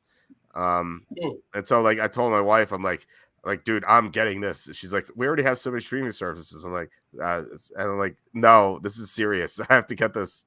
Because I was always a big Karate Kid fan, and then usually like reboots are not good, but Cobra Kai is fantastic. Like it does the original movie. Like I've heard it's really good. Well. Yeah, it is great. So maybe instead of like if you watch Karate Kid, maybe watch that. Don't watch 2 or 3, but you could watch the show. You can watch Cobra Kai after that, which is like cool because I'm sure the movie is about Daniel-san being the main character, but Cobra Kai is about Johnny Lawrence being the main character, and you can see what happened to him after he lost the All Valley karate tournament. Yeah, it's just so good. It's just I think the show is like phenomenal. Yeah, I think I did like I know some about it, but I don't think I've ever seen it the whole way through, sort of thing. So okay. that'll be my homework assignment. Well, between that and Game of Thrones, you're going to be super busy. Yeah, and I'm reading the book. Jeez, right. Man, I can't catch a break. I'm just kidding. No, I need to branch out and watch new things. Someone was mentioning Fight Club earlier, and Fight Club I would say is definitely my top 3 favorite movies of all time. But, I've seen it so many times. But sometimes I think it's good to go back and rewatch, like The Shawshank Redemption. I've seen it at least 100 times. Okay. So you kind of don't want to watch it again, but it's good to go back and watch those again. So I did a rewatch of Fight Club. Well, I've done a few since, because like I said, I've seen it 1,000 times. But I watched it with this guy, Corey, that I worked with. This is back in 2015. And he had never seen Fight Club. And I was like, oh, yeah, you have to watch this. He actually thought, and I mean, I guess he wouldn't know, he really liked it, as it is a fantastic film. He just thought it was about people fighting. He didn't know that there was a psychological aspect to it at all. Really? And he was just so stunned at the end. And I said, really? Like you didn't know that? He said, yeah, I just thought it was going to be like a brawl, like a beat 'em up, like sort of movie. I mean, I guess to some extent it does do that, but not that I would consider it like a beat 'em up type movie. I don't know if I'd call it a subplot, but it's, to me, like the main plot of it was, the psychology between the narrator and Tyler Durden. But I guess it depends on who you ask. What I know. Well, you know what? The narrator never had a name, did he? No, they credit Edward Norton as the narrator. You know what? Like I realized recently was like, obviously, spoiler alert for those of you who haven't seen Fight Club. In 3, 2, 1. Okay. So narrator and Tyler Durden, obviously the same person, right? I didn't realize that Helena was also one of them too. The girl, the crazy black hair. Marla, you mean? Oh, maybe it was Marla. The one with the one that slept with both of them. Yeah, Marla. Yeah, Tim Burton's wife. I can't think of her. Helena Bonham Carter. Yeah, is the actress. Yeah. Yeah. Oh, that's the actress's name. I got confused. Right. Yeah. She was also one of them. She's also the same person. Yeah, it's what scene I love is when she called the police because she said she overdosed on her meds, and they come to get her, and they're in that little, the police are running in there to get her, and they're trying to get out. So Tyler comes out and he's doing that little dance with her in like the side like hallway. Do you remember that part? I don't know. I thought that was like such a cool one-off part. It's been a while since I've seen it. It's been a while. I don't remember that scene specifically, but yeah, I mean, it's been. I think it's been like college was the last time I watched it. I watched it with this girl I met at a frat. Just she's like, "Oh, you want to come over and watch Fight Club?" I'm like, "Okay." I thought that meant something else, but she actually wanted to watch Fight Club. Then you left the dorm room. Wah, wah. Yeah, exactly. It's happened to me a trillion times too, man. Don't worry about it. It's like my line in college is like when you're like talking to a girl at the bar. I used to girls love the OC back when it was because that was new. Right? No, when we were in college, like the OC was new, and I just like they would always like bring that up, or like I'd bring it up. They're like, "Oh my god, I love the OC." I'd be like, "Hey, I have the OC DVDs in my dorm." They're like, "Oh my god, we'll go watch." I was like, "Yeah, want to come over and watch the episode?" They're like, "Yeah." So like that was the OC, dude. That was the best. Yeah, the OC and Dawson's. Don't forget Dawson's Creek. I watched all of Dawson's Creek. I watched the only reason I watched Dawson's Creek was because in high school I used to like this girl Beth, and she used to love Dawson's Creek, and I just watched it so I'd have like something to talk to her about. That's basically it. Hey, that's a quality plan. I think it's a quality approach. Yeah, well, it didn't work, but it was a good plan, I think. Yeah, but I think it's a quality approach. I have only ever seen one episode of Dawson's Creek, and I always thought this was kind of an interesting like little anecdote. And it was an episode where he was sleeping with his English teacher. Yeah, and like the first episode. In one of the first 2 seasons of Family Guy, they did a reference in Dawson's Creek to that scene, to that specific episode. And I was like, that's so weird that I actually get this reference, because that's the only episode I've ever seen where they referenced him sleeping with his English teacher. I don't know. I thought that was kind of random. Yeah. No, he sleeps with her like in the first episode. Pacey, the character. I think it's Josh Jackson's the actor's name. So it happens in more than one episode. I mean, it's one of the main plot points of season 1. Well, then my whole story. And here I thought I was special, and Dawson's Creek was actually like not a bad show in the first few seasons, but like toward the end, it got really bad. It was like they'd always have this like sappy music, and like people would be talking over it, and like sometimes the music would actually be either too loud, and I couldn't like hear what the actors were saying. I don't know if it was like my TV, but it was just it got so annoying. I don't know why I kept watching it, but then like one of the characters like died at the end, like for no reason. It got really dumb, but it was fine to start. I actually like kind of liked it at the beginning.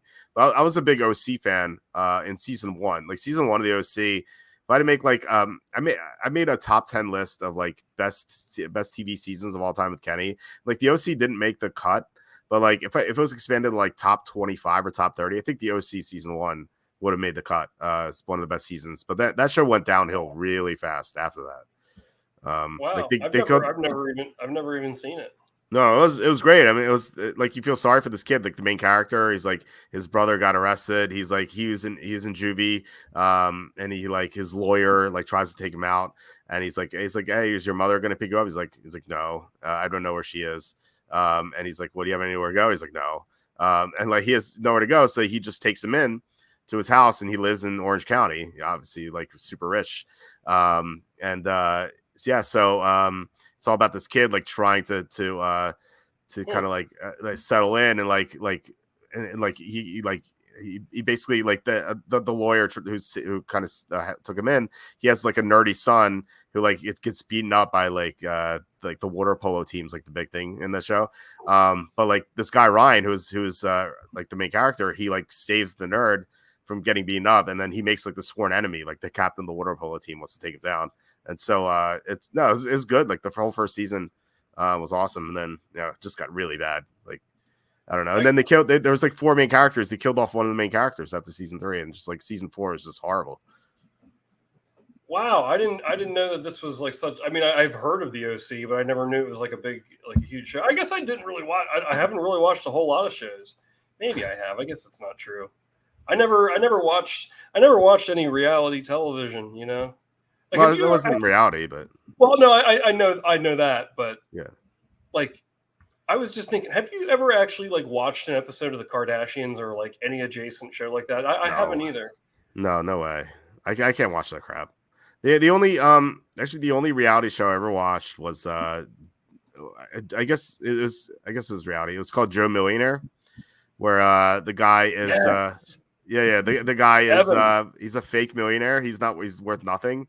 And so it's like one of those bachelor shows where he tries to like court the girl, whatever. Pick the girl out, and the catch was they would reveal, like once he picked the girl at the end, they would reveal to her that he's not a millionaire. He's just like a broke bum, basically. And the stipulation was if she stays with him, they both get $1 million together, and if she rejects him, then they get nothing. You know. But they didn't know that they were going to get money. Right. They didn't know. Yes. Yeah.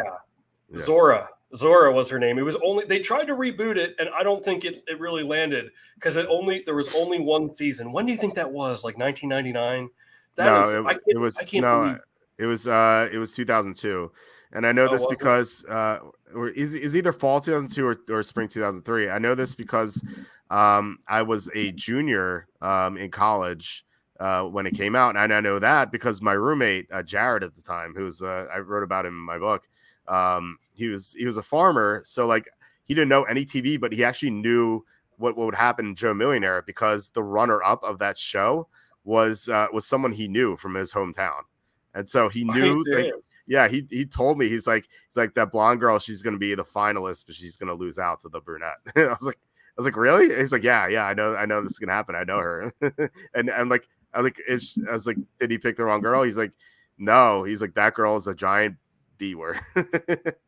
Wow. So you're telling me you had insider information on the lone season of Joe Millionaire? Holy crap! This guy's connected, man. I did. I wish I could have bet it. I made some money, but they didn't have TV show props back then. I'm honored to know you. This is my roommate who knew this, not me. No, but I was really intrigued. I mean, it was 2002, so I would have been like a high school junior or sophomore. Yeah, 0203. That was the score. Yeah, so junior-ish. I thought that was a really interesting show. She did, because I remember she did say Zora, Zora. I've never heard that name before or since. That was the girl. Zelda, apparently. What's that? You never played Legend of Zelda, apparently. Zora? Yes, the Zora. Yeah, the fish people. They're the Zora. Oh, really? I don't even remember that. Yeah. And I played Legend of Zelda. Jesus, I'm losing my damn Not the mind. original, Anyhow, but yeah. Okay. Well, I'm losing it anyhow. But because then they said, is she gonna? What I love was the reaction of all, they told all the women, even though they were voted out. You're like, you lying sack of crap. Like, that's so funny. They're like, we didn't like you anyway. It's just like, whoa, I loved it. I love the turmoil. It's fun to watch. But then, he was waiting for her in a room. They build up the drama a little bit, of course.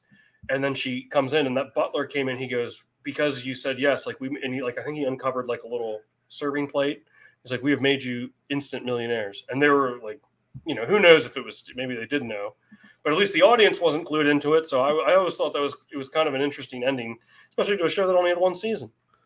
Yeah, it's hard to do it again because people are going to know about it, and it's going to be hard to fool people. I think you could do it now though, because it's like people who watch it, or people who are 20 watching that show now weren't alive back then, so you could probably get away with it now. It's something you could do like once every couple decades, probably without like people being aware of it. Let's get to some comments. I think we're behind a little bit. Love to Eat says, OMG, these clubs actually provide free cab rides to players. Just when I thought my Chiefs were getting their receiving core in order. Yeah, it's pretty rough. I don't know. I mean, I'll be surprised if he's suspended for the whole year, but I think it's gonna be like 6 games or something like that. We'll see. It could go to appeal. But it is ridiculous that like they give free cab rides and obviously like Uber doesn't cost that much like compared to what these guys make. It's like almost nothing. It's a tax write-off even. So just like why would you even drive if you're going to be put in a position like that? It's so stupid. Carmen says that sounds like the plot to Michael Scott's movie from The Office. Actually, it really does. I never thought of that. Wait, what was I can't? Oh my god.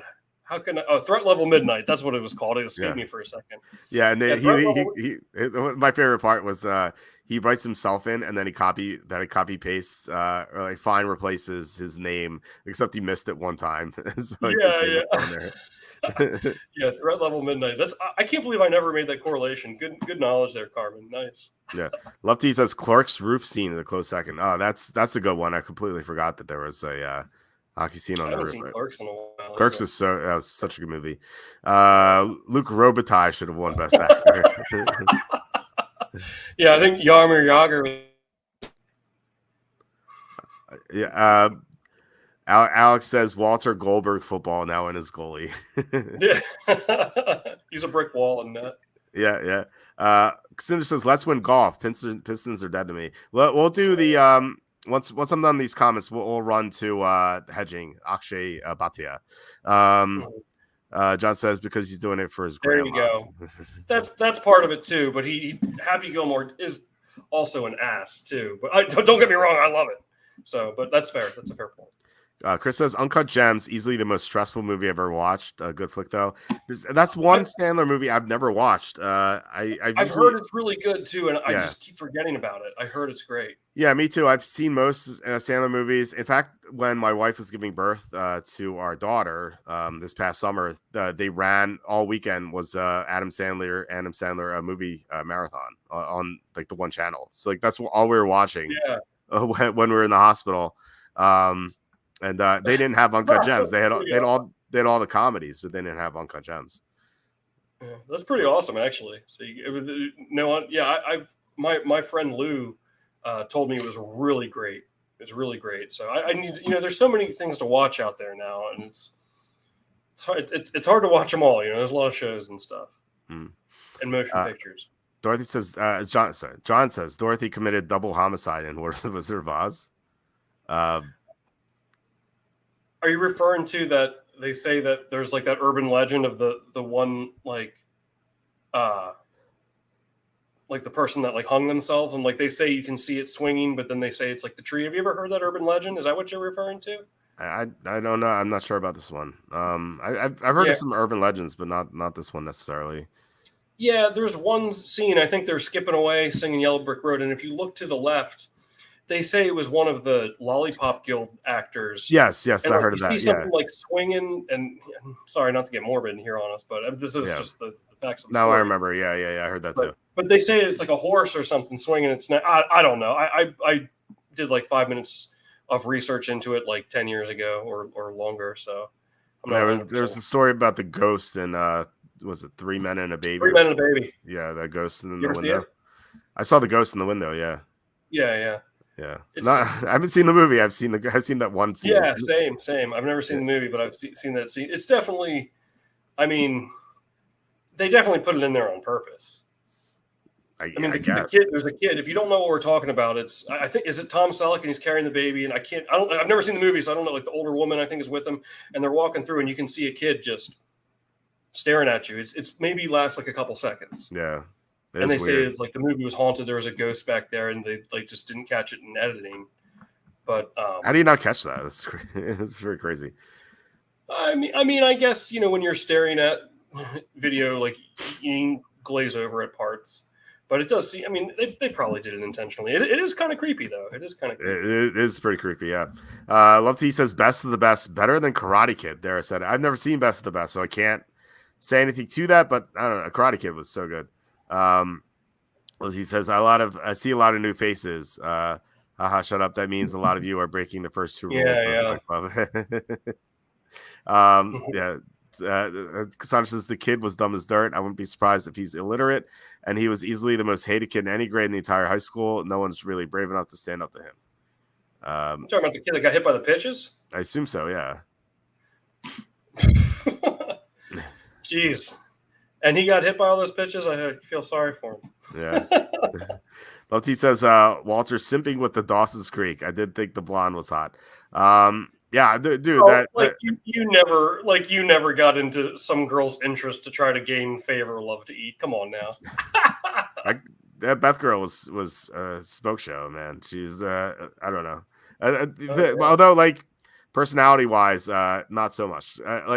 So she was super hot. I started talking to her. We were talking about Dawson's Creek. She was the manager of the swim team. I was captain of the swim team. So you'd think I could have, if I was like suave enough, I could have like got a date with her. But of course, in high school, I was like scared to talk to girls. So like I had to have like topics and whatnot, But like what turned me off about her was like we were talking about something. We're talking about like something I forget, and we were like walking down the street, and I said, like back in the day, like you can say this now. Like back in the 90s, people used to be like, "Oh, that's gay," like for stupid stuff. I'd said that, and she just stopped. She's like, "Well, I can't believe you said that." I'm like, "What?" I'm like, "What do you mean?" And she's like, "That's so offensive to gay people." like I was not offended. It's just me and you having a conversation. I'm not talking to anyone else. and back then, I mean, yeah, real talk, like it wasn't policed socially like it was now. Everyone said that, you know, and if someone had told me, hey, like, don't, that's, I'm surprised to hear that you heard that then, because nobody was really saying that. And if they had, I wouldn't have said it, but like everyone would say that. That's really interesting. Yeah. Major red flags when I heard that. At first I thought she was joking, but she looks so serious. She looks so upset. You want to know something interesting? I was recently watching this 30 for 30 on my favorite college basketball player of all time, Christian Laettner. It's called I Hate Christian Laettner, because he played with a chip on his shoulder, to say the least. If you're not familiar with his line of work at Duke, oh man, my guy he's my favorite college basketball player of all time. But like they would go like on the road and they would like the whole crowd was chanting, like homophobic slurs at Christian Laettner. This is the early 90s, and it's like that would never happen now.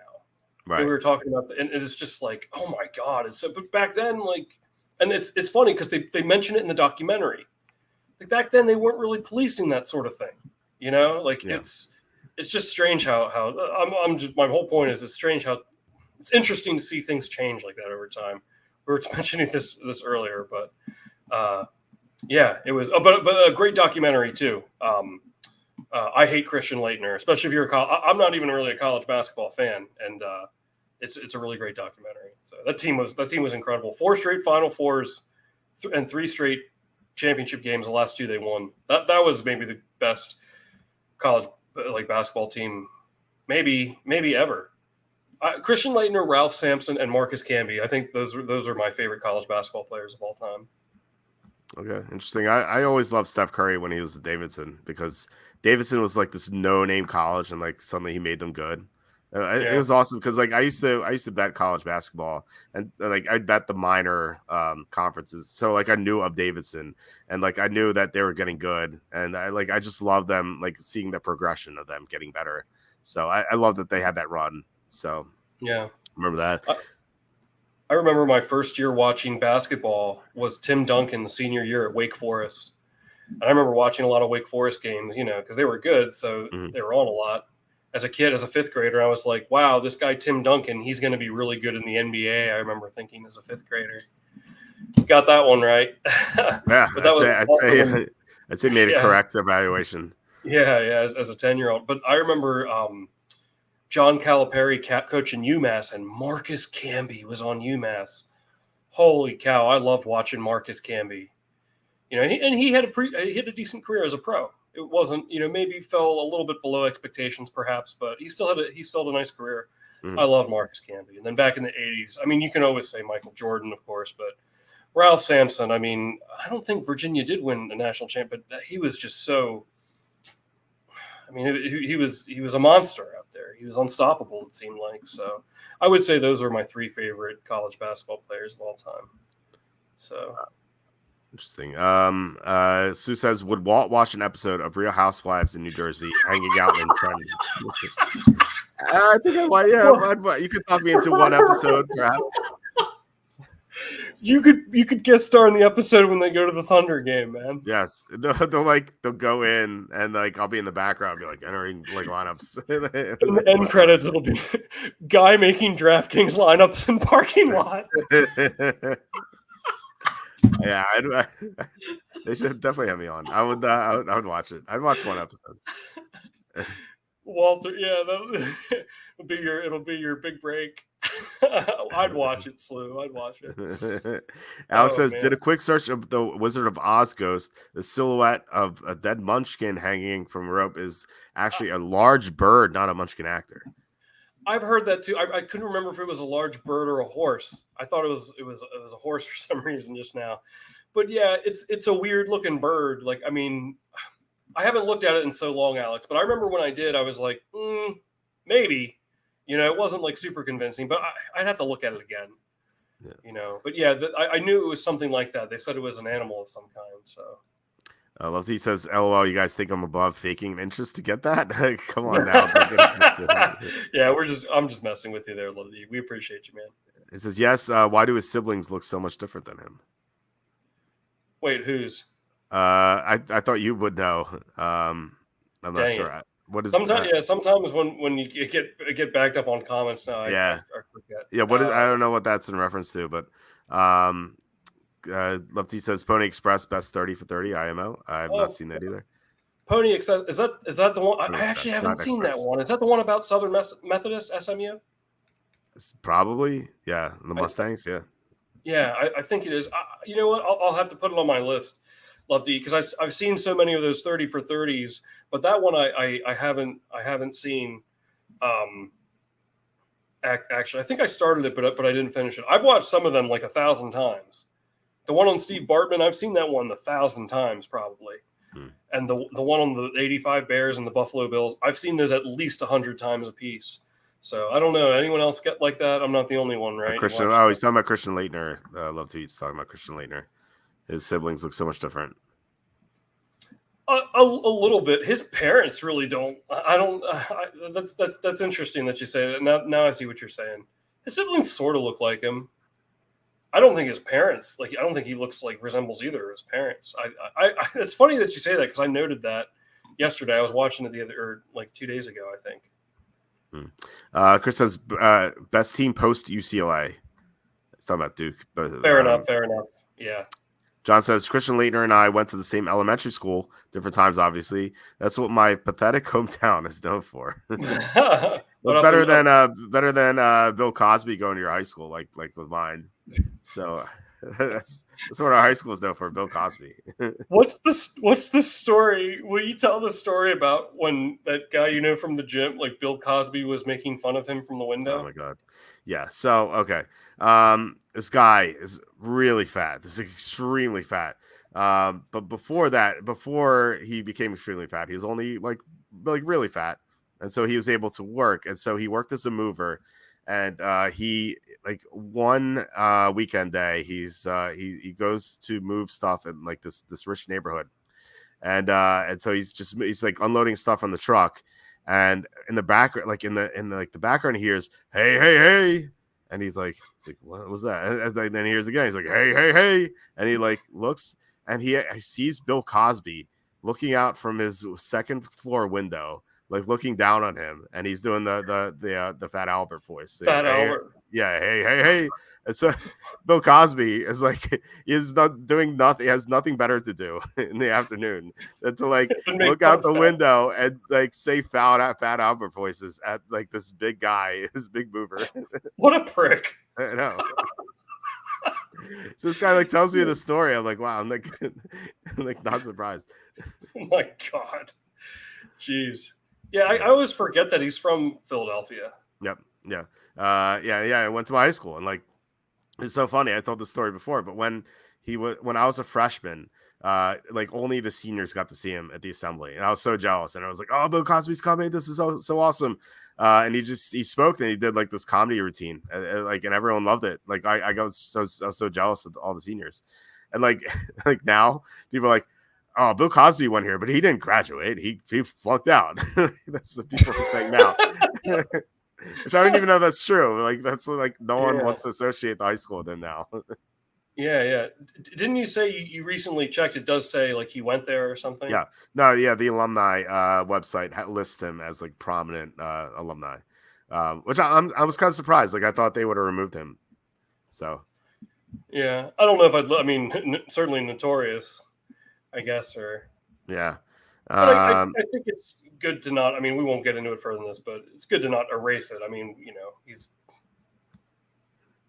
what he is horrible. But like, I guess I'm not that surprised that they still have it on there. Yeah, I mean, look, he's obviously a major scumbag, but like, he did such great work on TV and whatnot. So he still should be listed, like maybe with an asterisk, but still. Right, yeah.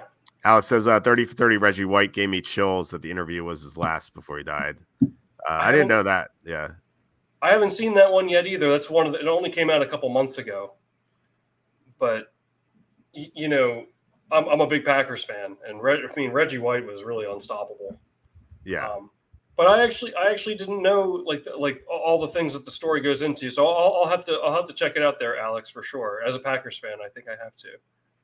Yeah. I almost forget that he played on the Eagles, but only because when I started, I was pretty young when I started, watching sports, and he was already on the Packers by the time I knew what football was, So yeah, that Eagles defense was so good under Buddy Ryan.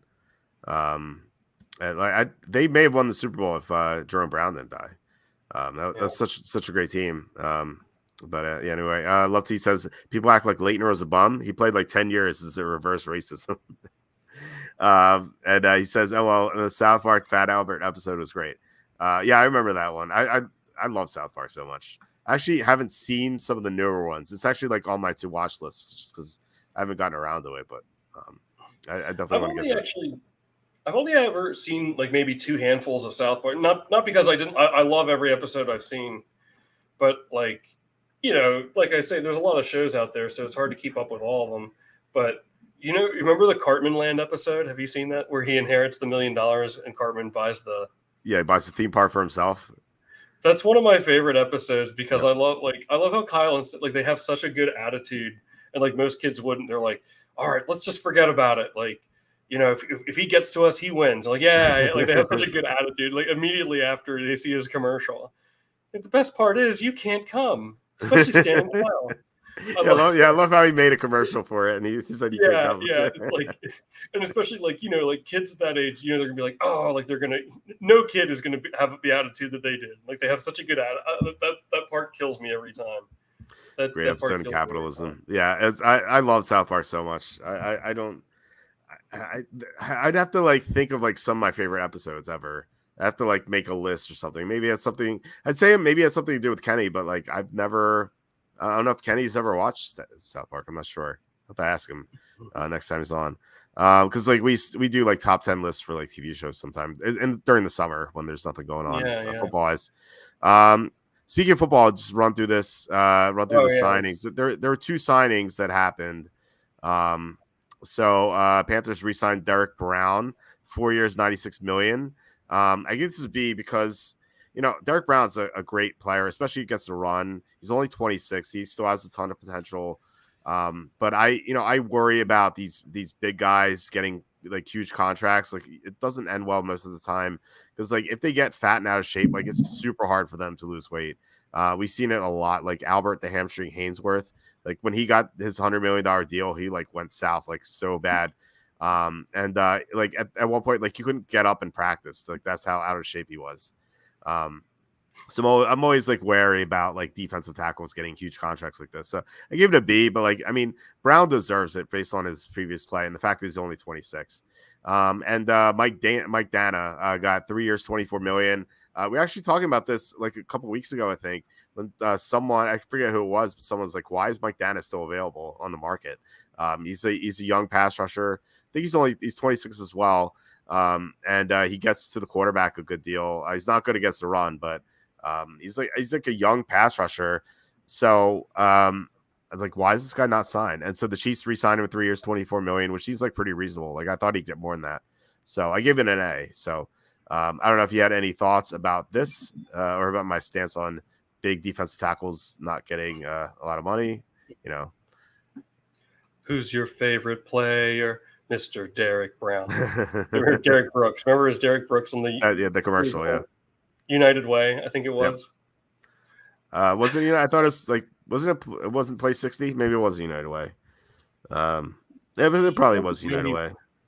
Remember those Play 60 commercials with that animated referee? An hour a day. Remember he'd say, do you remember that? Yeah. To play outside an hour a day. It was like 60 was for 60 minutes. It was like infuriating at the time because I remember when I was a kid, I used to play outside all the time. Like we used to play football or hockey or basketball. We used to play outside for like hours. In fact, like my mom would yell at me like for getting home late for dinner. Yeah. So like now I guess no kid wants to go outside these days. Except my son. My son loves collecting sticks outside, just carrying them around, and then he like yells "big sticks," except it sounds like something else because there's only 2. I'm like, this is funny. Get him started with the vulgarity young, I guess. Yeah. And then my wife actually yelled at me because he wanted to watch Dino Ranch, which was like I talked about the show on this show before. It's the one with the gay T-Rexes who want an egg and they're depressed they don't have an egg. Right. Yeah, I think I remember reading about it. And I said my son was like, I want to watch. He's like Dino Ranch. I'm like Connie, that's woke BS. he's like I was like he's like woke, and I'm like no, woke BS. And my wife's like stop. I was like why? And she says, when his daycare calls and it says, why is he saying woke BS?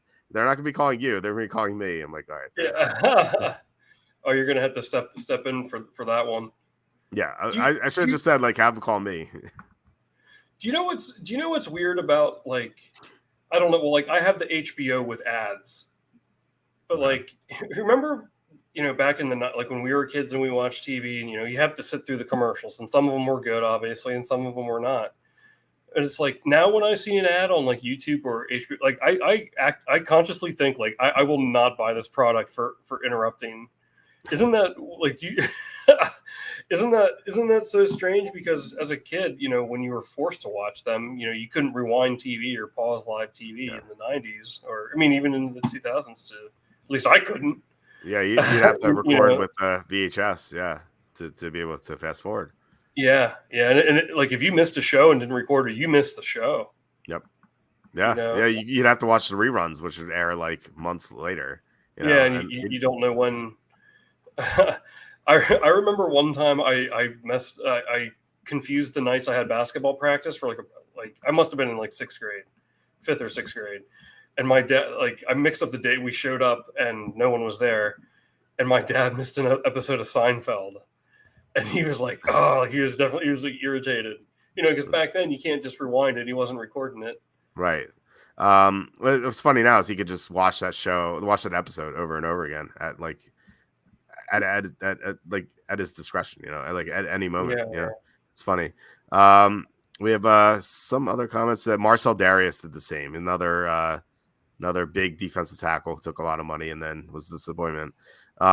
Love T says, and he has to hire Cartman. Cartman has to hire security to keep the kids out, and he has to hire maintenance. Yeah, it was such a good episode. Big guys tend to age better than small guys. Hainsworth was an exception.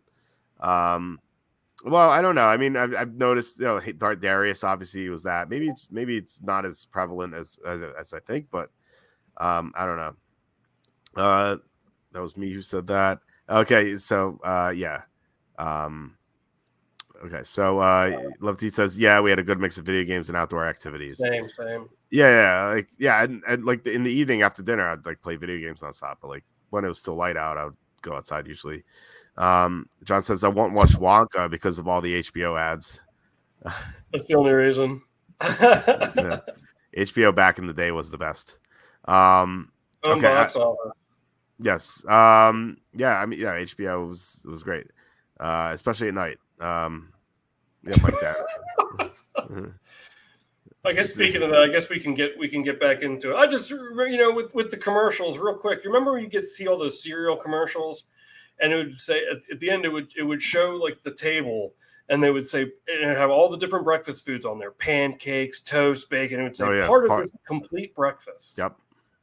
What kind of facade is that? Like, who are the people getting this breakfast? Also, I call foul. You mean to sit there and tell me that freaking Lucky Charms is part of this complete breakfast? A cereal with marshmallows in it? No freaking way. I mean, what is your assumption of what a complete breakfast is? But it's like a damn feast. They make it seem there's like a glass of milk and a glass of orange juice and water. It's like, what kid gets these breakfasts? Yeah, it's like the super rich kid with like whose parents have a chef and like just prepares this huge breakfast for them. Seriously, part of this the complete breakfast thing, I always just assumed that meant something healthy, but I guess not. There's no way you can put Lucky Charms into the they are magically delicious. There's no way. Like, did you assume that too? That this complete breakfast, part of this complete breakfast, meant that the complete breakfast was something healthy? Yeah, and I always felt like bad that I didn't have a complete breakfast, and I was like, man, am I missing out? Like, am I not going to be healthy because I'm not eating all this stuff in the morning? Because I used to only have, I used to cycle through cereals. It was like Cocoa Puffs, Golden Grams, Corn Pops, Fruity Pebbles, Cocoa Pebbles. Gotta have my Lucky Charms, Fruit Loops. I think those are the 7. Honey Nut Cheerios. I think those are the 8 that I used to cycle through. And like now I'm on Fruity Pebbles right now. I'm still cycling through at the age of 41. So I used to, before that I was on Cocoa Pebbles. Before that I was on Cocoa Puffs. Before that I was on Fruit Loops. Before that I was on Cocoa Pebbles. And then before that I was on Cocoa Puffs again. So yeah, Golden Grams too. Golden Grams. Can't believe I didn't forget that. I forgot that. So 9. It's cycle through 9. Yeah, I'll tell you, I showed some love to Berry Kicks too. Okay. If you remember that. Yeah. They still haven't seen it in a while. You know what I like now is Raisin Nut Bran. It's an adult cereal, but like I don't know why. Like I'm not even really into the raisin scene, but like that chewy, like that coating on the raisins, it makes the whole cereal, man. I could do Raisin Nut Bran as it's a fine delicacy as far as I'm concerned. I don't know why. I really enjoy that. Did you ever eat Oreo O's cereal? Oh yeah. I haven't. I mean, maybe like once or twice. It's got to be. It was like pure sugar. Oh my god! The first time I ate it, I was like, "This is the best thing I've ever had in my life."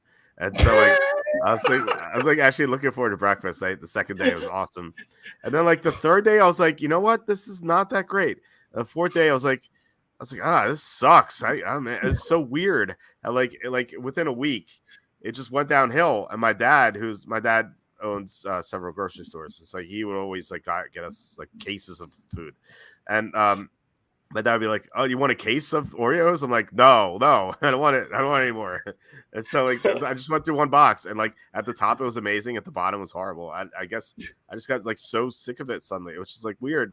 Because I'm someone who can eat the same thing over and over again. Like I've had Fruity Pebbles for breakfast. I think like for the past 4 months. I think about 5 months, every single day. You might have the record streak going here. Oh no, Cocoa Puffs. Well, that was I have the other record. I ate Cocoa Puffs for breakfast every day for breakfast from 2014 till 2021, I think. Well, I think you hold the record for many different cereals.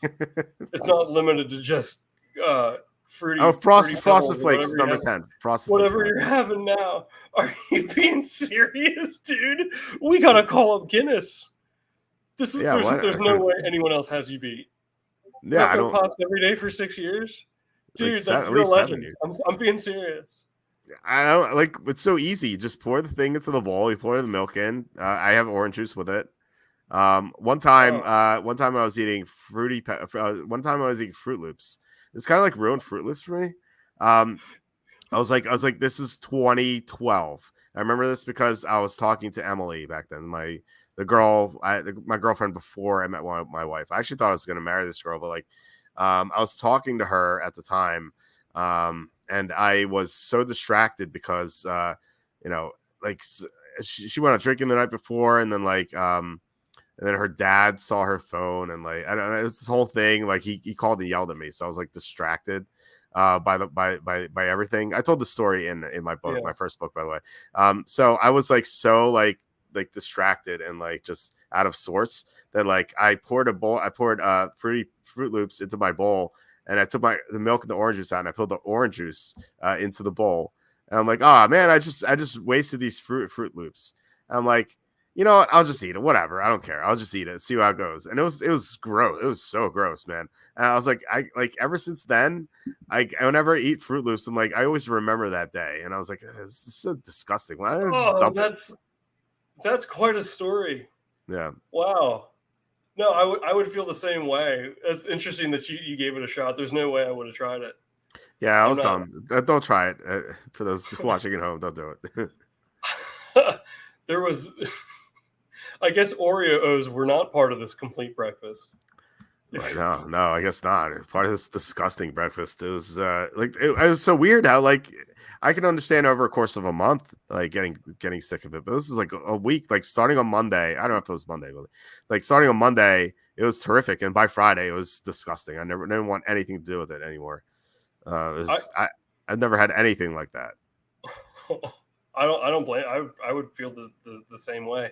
I used to like Frankenberry and Boo Berry. And then you remember the Rice Krispies treat cereal. Right. Do they still make that? That was a good cereal.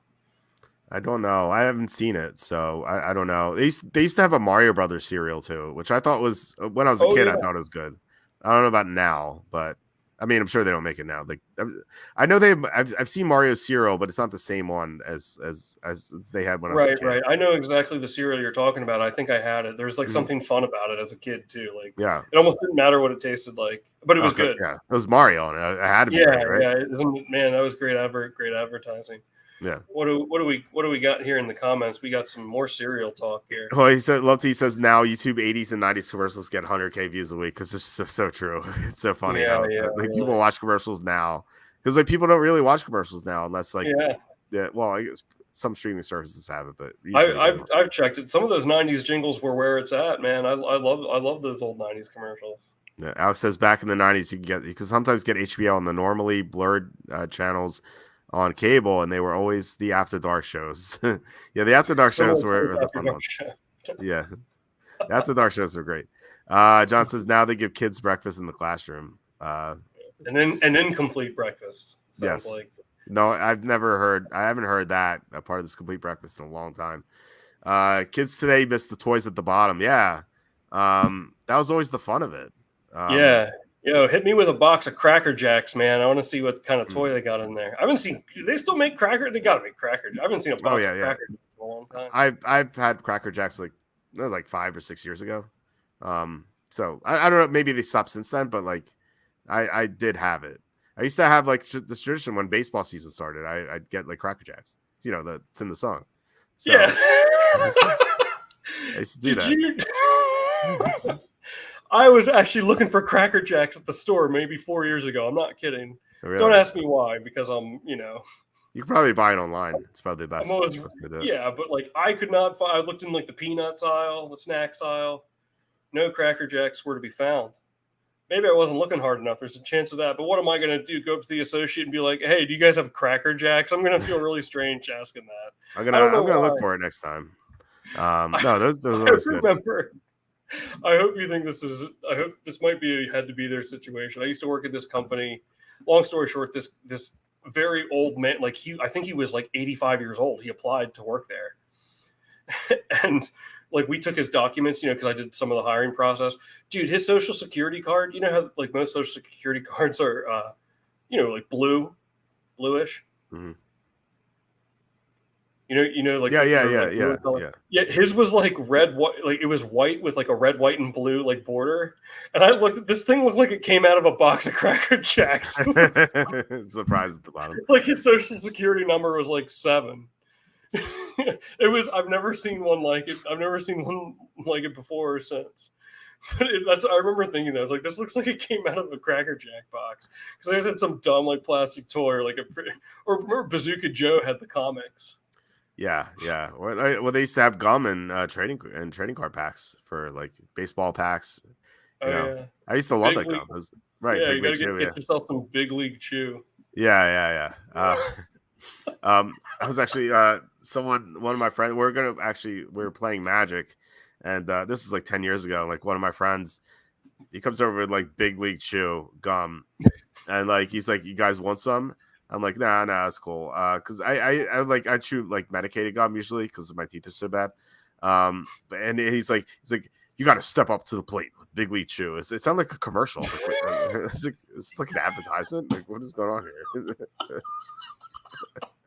here? Like you work for him or something. Yeah, I was like, what is happening here? Why are you advertising this? I'm a marketing ambassador for Big League Chew. Right.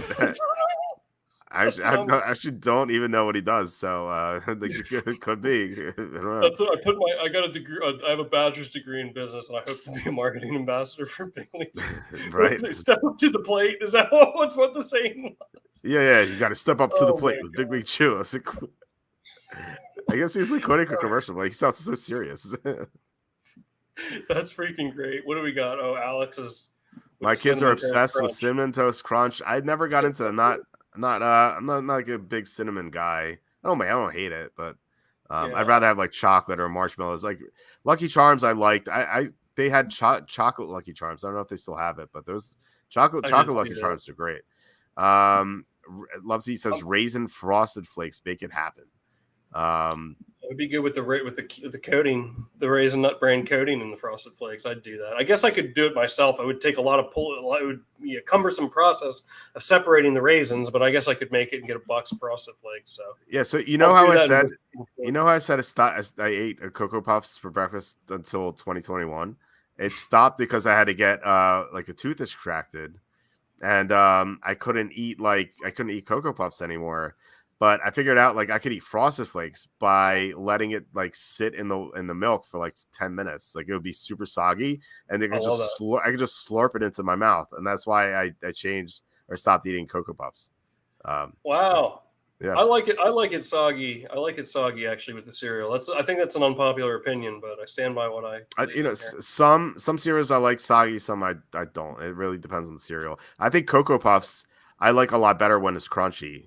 I think soggy Cocoa Puffs are kind of gross. So I would try to eat that quickly. But like, others like Fruity Pebbles is fine soggy. Frosted Flakes I think is better soggy than crunchy. Yeah. No, I agree. I agree with the Pebbles, man. I'm a Pebbles connoisseur myself. Yeah, that's great. So, what's this? Whoa, hold on. Carmen says Tommy has a bad taste of cereal. I learn something new every day. Oh man. Shots fired. Shots fired indeed. I'm open-minded. Remember back in I don't think they have this anymore. Remember Malto Meal? It was like cereal in like a bag. No, and it was on the bottom. It was like bottom shelf, and they had the commercial where the guy would be like, "Come on down. Next time you're shopping for cereal," he's like, like he was doing the walking down the stairs. Like, check down here. It was like generic brand cereal, but it came in like a 5-pound sack. I don't know what you're talking about. I've never seen that. Yeah, it was called Malto Meal. MALT-O-meal, Malto Meal. Someone Okay, it was like bottom shelf. It was generic brand, but it would be like instead of like Lucky Charms, it would be called like Lucky Stars or something. Oh Or yeah. The off-brand cereals. I hated those. But it came in like a sack, like a giant sack, like you buy it in bulk almost, and it was cheaper. It was so cheap. Like I don't mind some off-brand stuff, like off-brand soda or something. It's like whatever. It tastes mostly the same, but off-brand cereal is so horrible. I never liked any of it. I tried it because I used to have the grocery store bottom dollar used to be like within walking distance, which for me as a bachelor, like back in the day, that was so convenient. I used to just like walk to the grocery store, and I didn't have to buy too much. I had to buy like milk, orange juice, some cereal, and that's it basically. And so I'd come home, and like bottom dollar didn't always have like the best things, and so they had a lot of off-brand stuff, and I'm like, you know what, let me try some of this, and I hated it. It's so bad. They call like Fruity Rings or something. Right, Fruity Rings. Yeah. It's so bad. Chris says TMNT cereal was one of the best. I had that. Yeah. I don't know if I had that. It sounds familiar. I'm not sure, but I was all about the Mario cereal, but I don't know if I ever had TMNT cereal. I remember it. John says Don Gorski. Yeah. Don Gorski ate a Big Mac every day since May 18, 1972. So he's got me beat for a single meal item for a single day. That is something I could do. Like I could. Like I'm not a Big Mac because I don't like the Mac sauce. I don't like any sauce really except for ketchup or A1 sauce. But if I were asked to like eat an Egg McMuffin every day, I could do it every single day, like for the rest of my life. I could seriously do it. But I don't get tired of stuff. Yeah, I agree. I could do the same thing over and over if I had to. I don't need a whole lot of variety to be that happy. But this guy, Don Gorski, I freaking love this guy. He was on Super Size Me. Remember that documentary, Super Size Me, with Morgan Spurlock? But he interviewed him in his travels. I love the story that Gorski tells where everyone knew he loved Big Macs, and his buddy was like, I'll give you $5 to eat a Whopper. So he's like, so I ate the Whopper. A guy gave me the $5. I took my $5 down to McDonald's and got a couple Big Macs.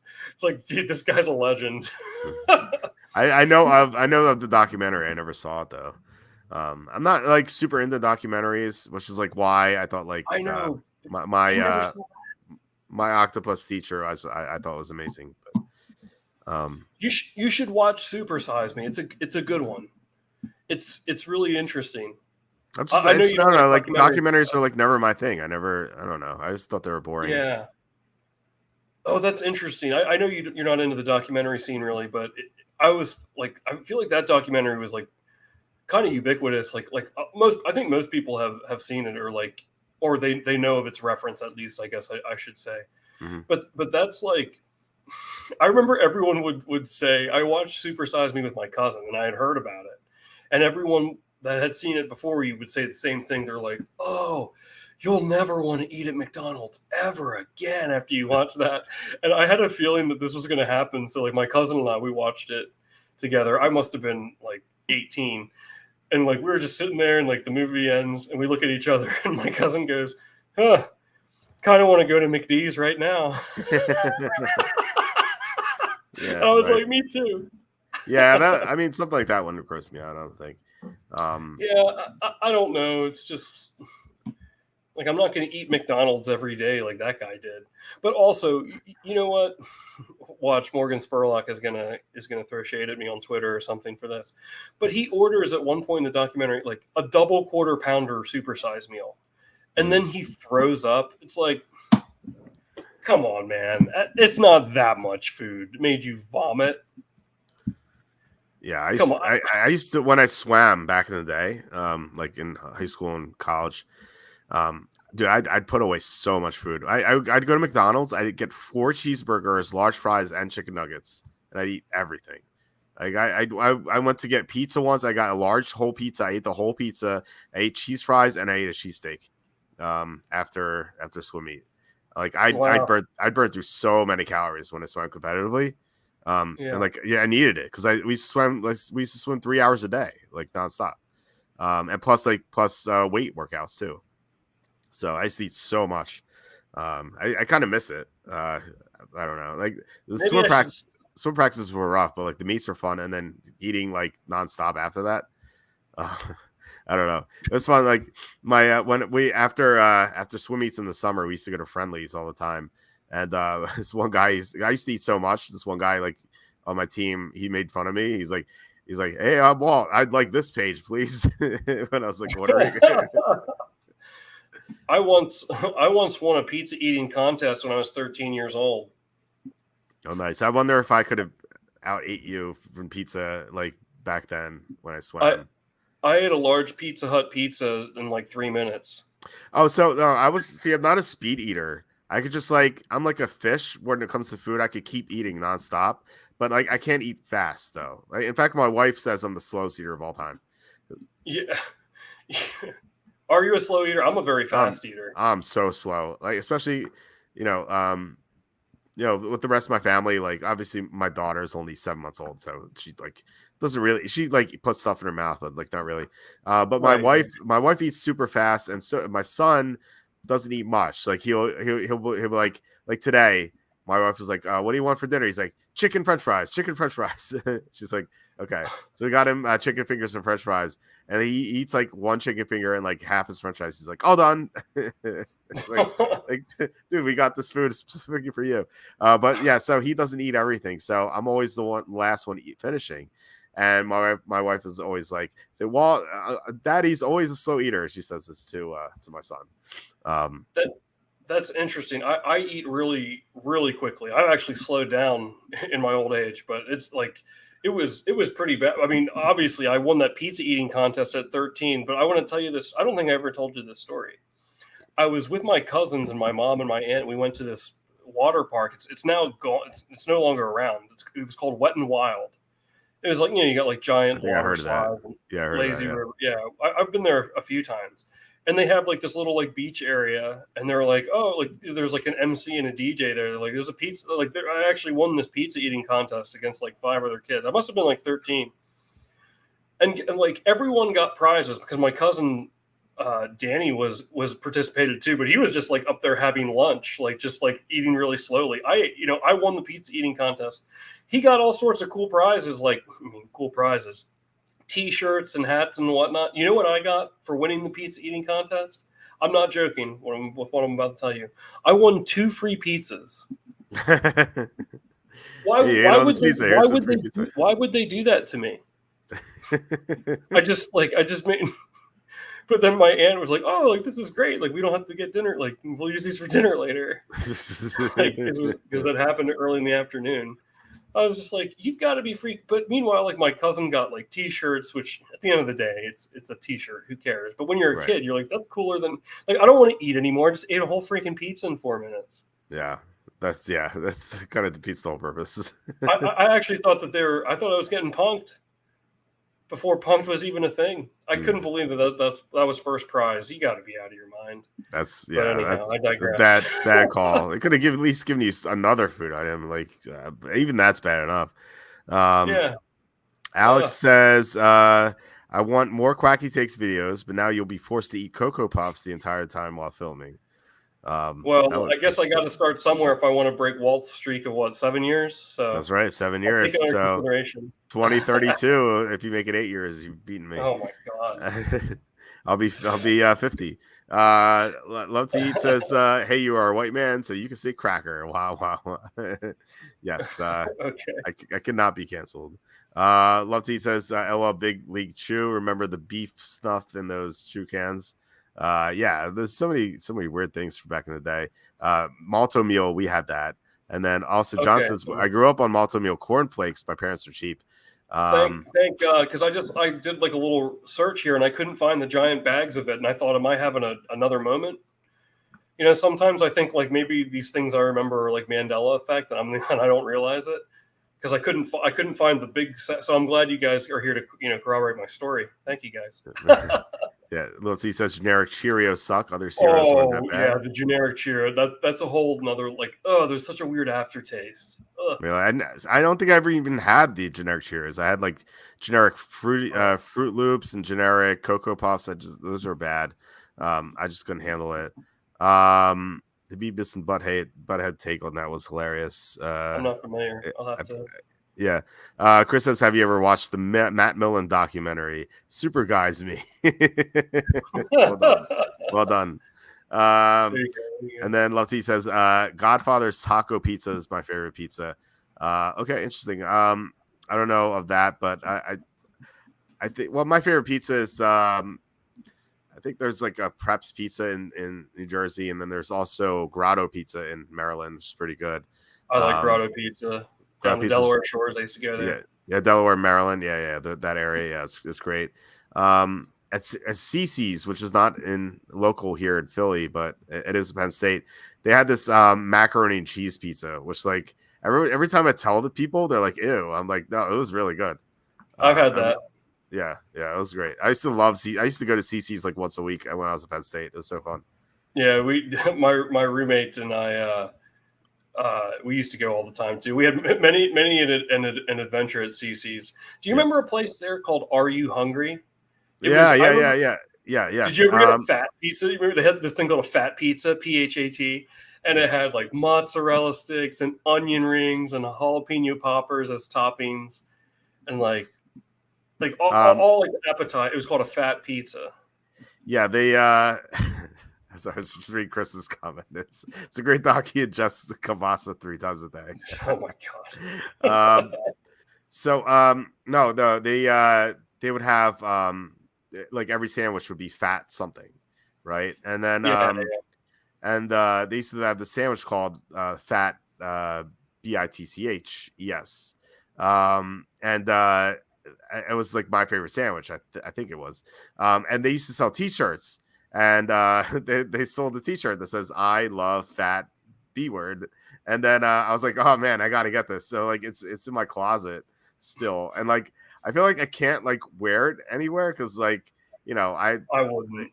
Right. I don't want to like piss off my friends, who are But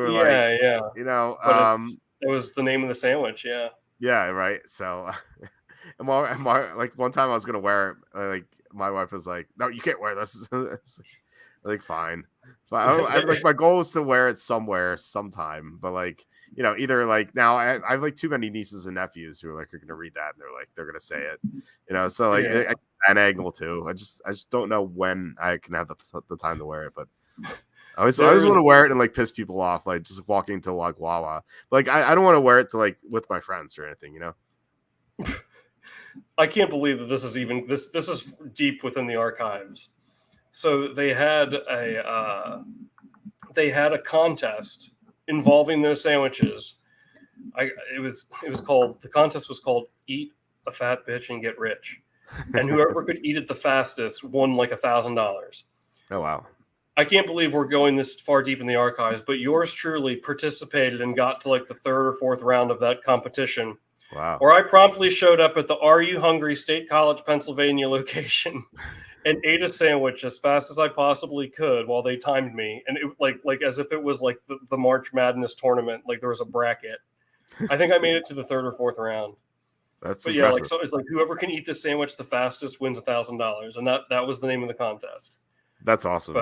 But the thing was, you got the sandwich. I mean, you ate it like really quickly, but they gave you if you participated, the sandwich was free. Okay.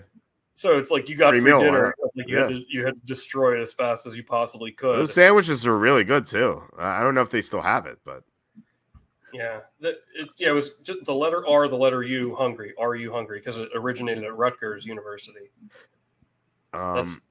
That's why it's called that. There are only a few locations. Remember Gumby's Pizza? Oh my god! If you went to Penn State, you ate at Gumby's freaking pizza, man. Pokey sticks. Yeah, they had Bell's Pizza and Bella's Pizza, which you always confuse people. They had like dollar pizza was the best. I wonder if there's still $1 with inflation. I wonder if it's like $2 now. Remember Canyon Pizza? Yeah. Yep. Okay, yeah. I've got a pretty good story about Canyon Pizza. Okay. So this was the year after we lived next door to each other. So this is 2005. Like 05, maybe early 06. It's my sophomore year there. So I call, I'm stumbling back to my dorms drunk, and I'm like, well, I want to order Canyon pizzas. Oh, like, I don't think the place ever freaking closed on a Friday or Saturday. So I call up Canyon, and I don't know, I had like a coupon for like a large pizza and bread, whatever it was. So I call up, and I remember I was like, it sounded kind of weird, but I was like, whatever. It's like 2:30 in the morning. I placed an order, and this guy's like, okay. It was like $15.99 was the coupon, and he said a weird amount. He was like $16.42 or like 47 will be your total, and like, we'll have it out to you, man. And I was like, okay, cool. And I remember I was like, that didn't seem like the right price with the taxes, but whatever. Like, they're probably just like busy, or like they hit a wrong button or something. So like after an hour or so, like I don't hear anything from them. I'm like, I'm gonna call them and just check on my order. I realized that I dialed a number wrong. I dialed the number incorrectly. And it was just some guy who probably gets calls to Canyon Pizza all the time. He pretended to take my order and was like, yeah, man, we'll see you out there. I was duped. But you know what? I got to put respect on his name. I got to respect the game. That's like an ultimate troll. He had me and then by the time that happened, the real Canyon Pizza was closed. Yeah, so they did close. I just remember my friend Mike, like, we were waiting for it. He's like, well, I'll never forget what he said. He's just like, I guess we're going to bed disappointed then. I was like, guess so. And then we just went to bed. So, that's so funny. That reminds me of the Seinfeld episode when Kramer like reads off the movie times or something like that. Thank you for calling movie phone. Movie phone. Yeah. Yeah. Why don't you just tell me the name of the movie that you like to see? So good. I love that episode. Loti says, Sisa, we have that in my hometown. Yeah. Cece's, we have that in my hometown. He says, sorry, I meant to say East Coast pizza is the best. And, well, as my name indicates. And Chris says, there's another really cool part when Millen does his own mock draft. All 32 teams select a receiver, if you could believe that. All the I'm sure all of them are 100% USDA men. Speaking of 100% USDA men, let's talk about very quickly Akshay Bhatia, who's 15 under in the Valero Texas Open. Wow. And I want to talk about him because we have him at 68-1 to win the Valero Texas Open. So he's 4 strokes ahead of Denny McCarthy, and he's 7 strokes ahead of Brendan Todd, is in 3rd place. So really impressive showing by Bhatia. It's kind of shocking that it was 68-1. He came in like 5th in my model, or 6th, I think. And so I bet him at that number. I thought he should have been like 25-1 or 30-1. But he's in 1st place very comfortably. It got down to 2-stroke lead at some point on Saturday, but he extended it to 4, which is like really impressive. So I think I want to hedge this, and I imagine like anyone who bet this is going to feel nice right now, but something could happen Sunday. He could have a disastrous day, and like maybe McCarthy his great day. So I think I want to hedge with McCarthy. I don't want to like bet too much. But I saw I actually want to check to see if the odds are still up to date, because I know like FanDuel, BetMGM, Caesars, and DraftKings, they all have McCarthy at 4-1 to win, which I think is fine for a hedge, but I think Bookmaker has the best odds. So right now, but McCarthy's plus 450 at Bookmaker. So my thinking is that maybe someone else who's bet Bhatia can give me some ideas here. But my thought process is that putting out like a 2-unit bet on McCarthy to win. So 2 units on at 450 is $200 to win 900. I think that's a good hedge, because like right now I have $50 to win like the 3,400 on Bhatia. So, but I did some other bets, so I'm not going to win 3,400 in total, but I think that's a good strategy. I don't know if you bet Bhatia, Tom, but pretend if you had, like, how would you hedge this? Because like by the way, the next guy, Brendan Todd, who's at 8 under, he's like 33-1. What? Yeah. What's McCarthy at? McCarthy's plus 450. He's 11 under. He's trailing Bhatia by 4. You can see the win percentage here. Bhatia is expected to win 78.7% of the time. McCarthy 15.1. Then you have 2% for Brendan Todd, 1.4 for Hideki, and etc. I feel like this might be some. I might try to hedge live where you won't get maybe the same number, but definitely could have a disastrous last day, but I feel like a lot would have to happen. I might actually hold off and look to hedge live maybe and see how Bhatia, if he's not looking strong, then maybe throw something in. You're probably going to sacrifice some of the number there, but I don't know. I do 4 strokes is pretty, I don't know. I would feel pretty comfortable. And you know what? I always forget. I don't know why. I just always forget. Like all of a sudden it's Thursday. I'm like, damn it, golf. Every week I forget. And I'm kicking myself for like the umpteenth time because your picks have been really good. You can always bet live too. That's actually what I did. Like the one tournament Wyndham Clark won last year was the U.S. Open. Now I didn't get the best number, but I loved Wyndham Clark in the U.S. Open, and like I think he was like 90 to 1 to start, but I think I got him at like 45 to 1 or something like that. But he ended up winning the U.S. Open. I don't know. Well, I guess I shouldn't say because I don't know how Hard Rock works. I don't know if you could bet live on there, but if you can, like that's something to consider as well. That's something I've done with your hockey picks too. Like with kids, like it's like sometimes I'm like, man, you told me about this pick, but I forgot. But then like sometimes I'll bet it live, like 5 minutes into the game, and I still get the same number. Oh, did you ever get it a better number? Like maybe they're down 1-0. Because I told you, I did once. I did that once, and that team ended up winning. So it actually worked out. Oh, that's awesome. Yeah, I told you. I swear, like those hockey picks. Because I would say I did have a little cold streak there for a little bit, but for the most part, they're the hockey picks I give. They're not all the time, but they're usually pretty spot on. But I swear, almost every one of them, I really should keep the stat. I swear the other team scores first, almost every time. And in some instances, it's 2-0. That's happened a few times. Or last night, we were down 4-1 after 2 periods. And so it's kind of funny how that works. I guess I should maybe actually take some data on that, and then maybe I can bet the other team to score first goal or something, I'm sure you're going to get good numbers. Well, even just you could maybe bet a little bit more after that happens, like double down or something, because you're going to get great odds at that point. Right. That's true too. I don't know. The other thing, I don't think I've ever given you a hockey pick that is not an underdog. Yeah, sometimes it'd be like -113 or something, but it's usually an underdog. Yeah. I noticed that too. Almost everyone is an underdog. I do have a decent. I would say hockey is the best sport that I handicap now. I don't know what it is, but yeah. I can get pretty honed in on it.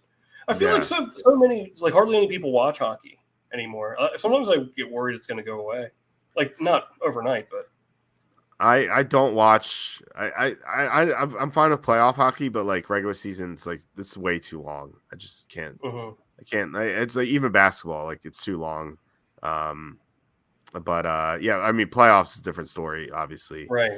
And even like I don't watch golf. Like sometimes, like if it's late on Sunday and I'm looking to hedge, I'm like I'll tune into the final couple of holes to see what's going on. Mm-hmm. But like I don't watch golf. I rely on the stats and the spreadsheets and whatnot. Right. And it tends to work out. I mean, we had a great year last year, and hopefully Bhatia holds on. We can have a great start because it'll be our second tournament winner. And I only been doing this year for 2 months now because I skipped January because football's still on, but I start in February. So yeah, I mean, it would be nice heading into the Masters. The Masters is the following weekend, which is it's going to be tough to handicap the Masters because all the live guys are going to be on it. And like, there are no stats for the live guys, which is really annoying. But I'm going to try to have something good for the Masters. There's some guys that I'm looking at already. I'm kind of debating whether to bet Scheffler or not. He's going to be like 4-1. But he's by far the best golfer in the world. But the odds kind of suck. I think that might be like another case where you just wait and see if you can get a good number on him. So anyway, I think the last thing. Well, first of all, Cassandra says lucky you didn't buy that pizza seriously by credit card. Yeah. So last order of business is Game of Thrones. We're 2 hours and 23 minutes in. And we're yes. Yeah. So I'll tell you what. So just the background. You watched season 2, episode 4 and 5. That's right. I know episode 5 is called "The Ghost of Harrenhal." But I thought these are 2 excellent episodes. But what were your thoughts on them? I do have some things I want to bring up with them. So go ahead. Yeah, no, this was interesting. I'll tell you what, if I had to get somebody to saw my foot off, I'd want it to be that Talisa girl. She's cute, huh? Well, no, I think this is interesting, man. Like Joffrey is he's a sick pup, huh? I'm really interested. Like who did what did she give birth to? What is that black spirit or that ghost spirit exactly? Well, the shadow demon, we saw in the next episode. Right, but like okay, it's called the shadow demon. I don't know if it has a specific name, but that's what I called it. But okay. It was. I mean, it was. They did reference it. When Stannis had sex with her in that one scene. I think it was in episode 3. She said, "I'll give you a son," and so that's congratulations, Stannis. You're dad of the shadow demon. Yeah. So, like, does she have like supernatural powers of some kind, or what? Like, what's the situation here? Yes, she is. I mean, she talks to the Red God, and well, it doesn't talk to. She says she listens or something. But yeah, she definitely has supernatural powers. You'll see some more of it as the seasons go on. Yeah. I'll tell you what, Tyrion's the best character. I love when he's talking to his cousin. He's like, "Would you lie?" He's like, "No, that's a lie right there." Like it's just he's by far the best character. I hope it doesn't. I know the main character. Ned was your favorite character. Yeah. So, I think Tyrion might stick around for a little bit here. What was the other thing that I was gonna? Before we move on, I love the this is like a throwaway line, but it was funny. He's when he's talking to Cersei, she's like, you always love your schemes and your plots. She's like, schemes and plots are the same thing. yeah, I noticed that too. I love that. So I thought that was interesting. So Arya is now. Wait, who is that guy that's gonna execute 3 people for her? Jaqen Hagar. He's he was the guy in that wagon. Remember, she opened the wagon when there's a fire, and right. He said he basically said you spared 3 lives, so the Red God, I think, is owed 3 lives. So okay. He's an assassin, so he's going to take out 3 people for her. And so she named the Tickler. He killed the Tickler. Any thoughts on who she's going to name in their final 2 names? Oh, geez. Do you think at some point she's going to say Tywin Lannister, who she's serving right now? Well, she did say that one quote. She said, I feel like it's gonna come down to that.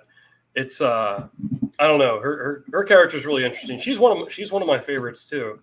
But yeah, like when she said anyone, and like when she said anyone can be killed. Is that what you meant? Yeah, anyone can be killed. Yeah. Yeah, I noticed that too. I even wrote here in my referring to my notes here that was probably foreshadowing of some kind. And she's probably gonna. Wasn't she eyeing up Needle, her little sword, in that too? So yeah, Go ahead. No, I love the scenes with Arya and Tywin, like the back and forth they have. I like Tywin, the guy who plays Tywin, Charles Dance. He's such a good actor. Like the presence he has with Tywin is just amazing. And then and the Arya, like it's really great of Arya where she told a lie and like she almost knew she was gonna get caught and she had a backup lie for him. It's so great. Yeah. I love those 2 characters together. Yeah, and then I thought it was interesting now. Like Bran hasn't been around too much, but now he's out here like playing like he was the original Final Destination, where his dreams they're gonna become premonitions soon. Yeah, well, I was going to ask you if what were your thoughts on his premonition where he had a dream saying that the sea came to Winterfell and came crashing over the walls. What do you think that means? Yeah, well, I mean, someone's gonna roll up on him soon here. I realized I knew I was going to ask you this, and I thought you might have the answer, but then I realized you might not have all the information. So, like, how like every house has a sigil, like the Stark, for example. their sigil, right? It's direwolf. For the Lannisters, they're the lions. For Baratheons, they're the stags. Which was like, by the way, premonition in the first ever episode when they find the direwolf killed by the stag. And then they find the stag dead, and then they find the direwolf killed by the stag, which is like Robert Baratheon and Ned Stark both die. So they kind of give these clues that you'll find in advance. Which house is the deer again? Robert Baratheon. Okay, well that's interesting because remember maybe it was the end of season 1 when Tywin Lannister was cutting up that deer. Yep, there's another one. Yep. So okay, so that's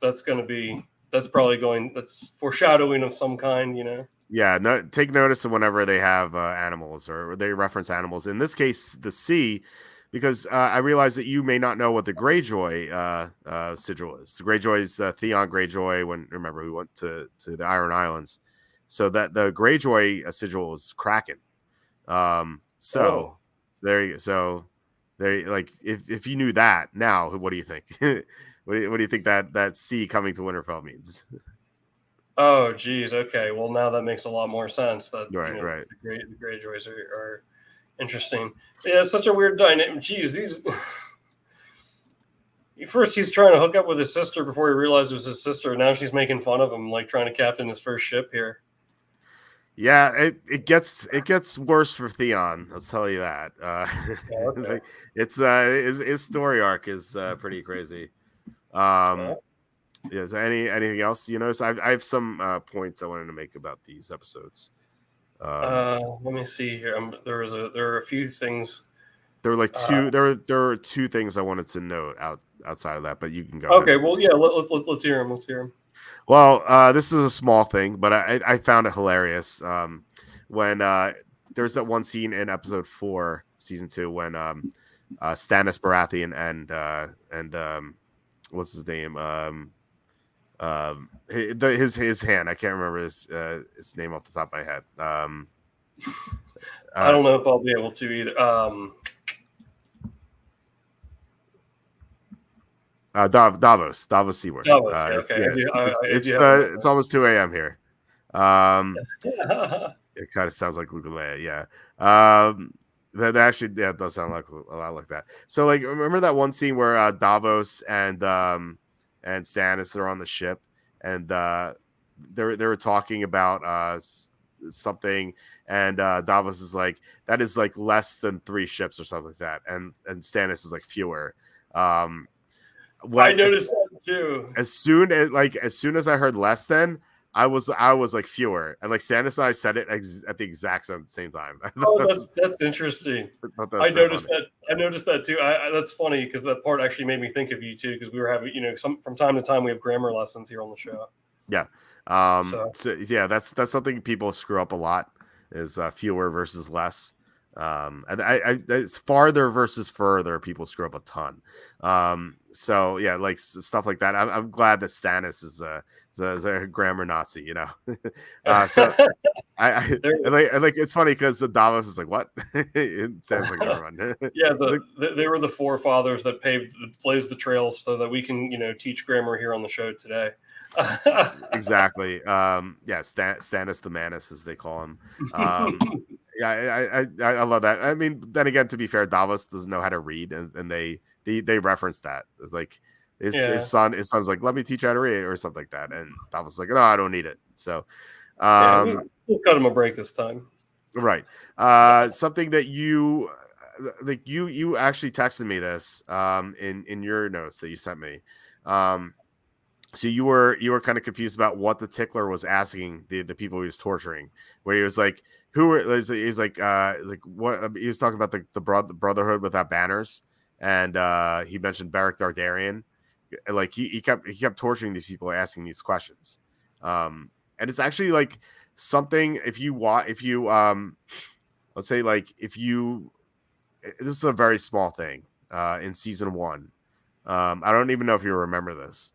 But remember when Ned Stark got hurt by Jaime Lannister, and he had to sit on the Iron Throne while Robert was out hunting, and he had someone came to him and said that like the mountain was like ravaging these villages, and then he said like I ordered the mountain to be executed, and he called upon this guy, Beric Dondarrion. He said, Sir Beric Dondarrion, or he said, Lord Beric Dondarrion, like go out and execute the mountain for me.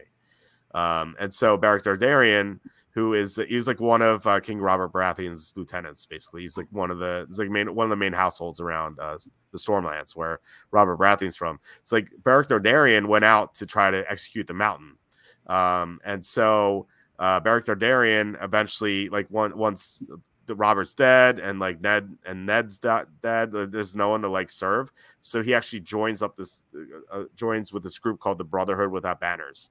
And so you get into them eventually. So like that's what the Tickler's talking about, because the Brotherhood Without Banners, they're causing like a lot of trouble in the area, and you'll actually meet them, I think, in season 3. But it's kind of like a foreshadowing of stuff to happen. But like if you like really paid attention, they mentioned Beric Dondarrion, that the torturer mentioned him, and then like they referenced him only once in season 1 when Ned told him to go out execute the mountain. So you think? So that rat, like they were torturing that rat, was eaten through their chest. Yeah, that's like a known torture technique, because like the rat is going to feel the heat, and so it tries to escape. It's panic and and it's that's horrible. Yeah. So poor Gendry was saved, fortunately, by Tywin. Holy cow. Yeah, I love how like Tywin rolls in. He's like, are we so well armed that we can afford to sacrifice these men? And then he's like, do you have a trait? He's like, a smith. And like Tywin looks at these people, is like, are you're an idiot? You're gonna kill a blacksmith? Yeah. Like, I know that like back in the day, they used to like spare the blacksmiths, and like that's why so many the name Smith is so prevalent, is because like they never killed the blacksmiths because they're so useful. They should just like all right, you're working for us now. You know, they should just spare them. Yeah. Oh geez, well that would make sense. Yeah. Geez, it's a fountain of knowledge here on the After Dark show. It really is. Yeah. Whoops. So do you have any other notes of Game of Thrones? I was going to ask you if you saw the credits. You did. I was going to point out Arya's list too. Her list right now is Cersei, Ilyn Payne, who is the executor of Ned Stark, Joffrey, you know him, the Hound, you know him, Polliver, who was he's the torturer along with the Tickler, and then the Mountain. So that's her list right now, is 6 deep, and as you can imagine, it grows. Yeah, you know, the other thing I thought of is, what do you think that Littlefinger? What was Tyrion's gift to Cat? They didn't see what it was, so I'm interested to see what that is. Oh no! Remember, he said it.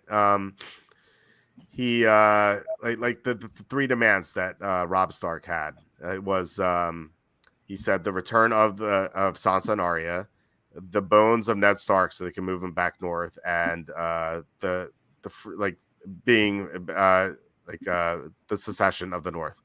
And so Tyrion was like, oh, you can at least return the bones as a sign of good faith. So the gift was the bones, and those are Ned Stark's bones. Oh, okay. I missed that. Yeah. That makes sense now. I got you. Yeah. Alrighty. Well, yeah. Well, no, it's getting interesting. And the Arya storyline is really getting interesting as well. So yeah, we'll see where it goes. In the next, I'll probably do another. We've been doing 2 episodes per show. It's pretty good pace. Yeah. You buy not the next episode we do, but the next will be our next episode 9, which is the Battle of the Blackwater, which they're kind of already tuning up for with the wildfire. So it's gonna be a good episode. My wife loves that episode, so yeah, it's a really good one. We have a few more comments before we head out. Love T says we saw that one. Chris says there's a show called Misfits on BBC that has an actor that played Ramsay on it before Game of Thrones, and he's amazing. Can't believe he's actually likable on that show. You don't know who Ramsay is? It's Ramsay Snow, who's another bastard in the North. He's quite the psycho in the show. Interesting. Yeah, so you'll see him in season 4, I think. So yeah, it's something to look forward to. All right, so that's about it. Thanks everyone for tuning in. Really appreciate it. Thanks so much to Carmen for the $5 super sticker. Yeah, thank you, Carmen. Really appreciate it, Carmen. Again, you don't know how much this helps us because the YouTube ads pay nothing. But yeah, please hit like, subscribe, comment below, share this video.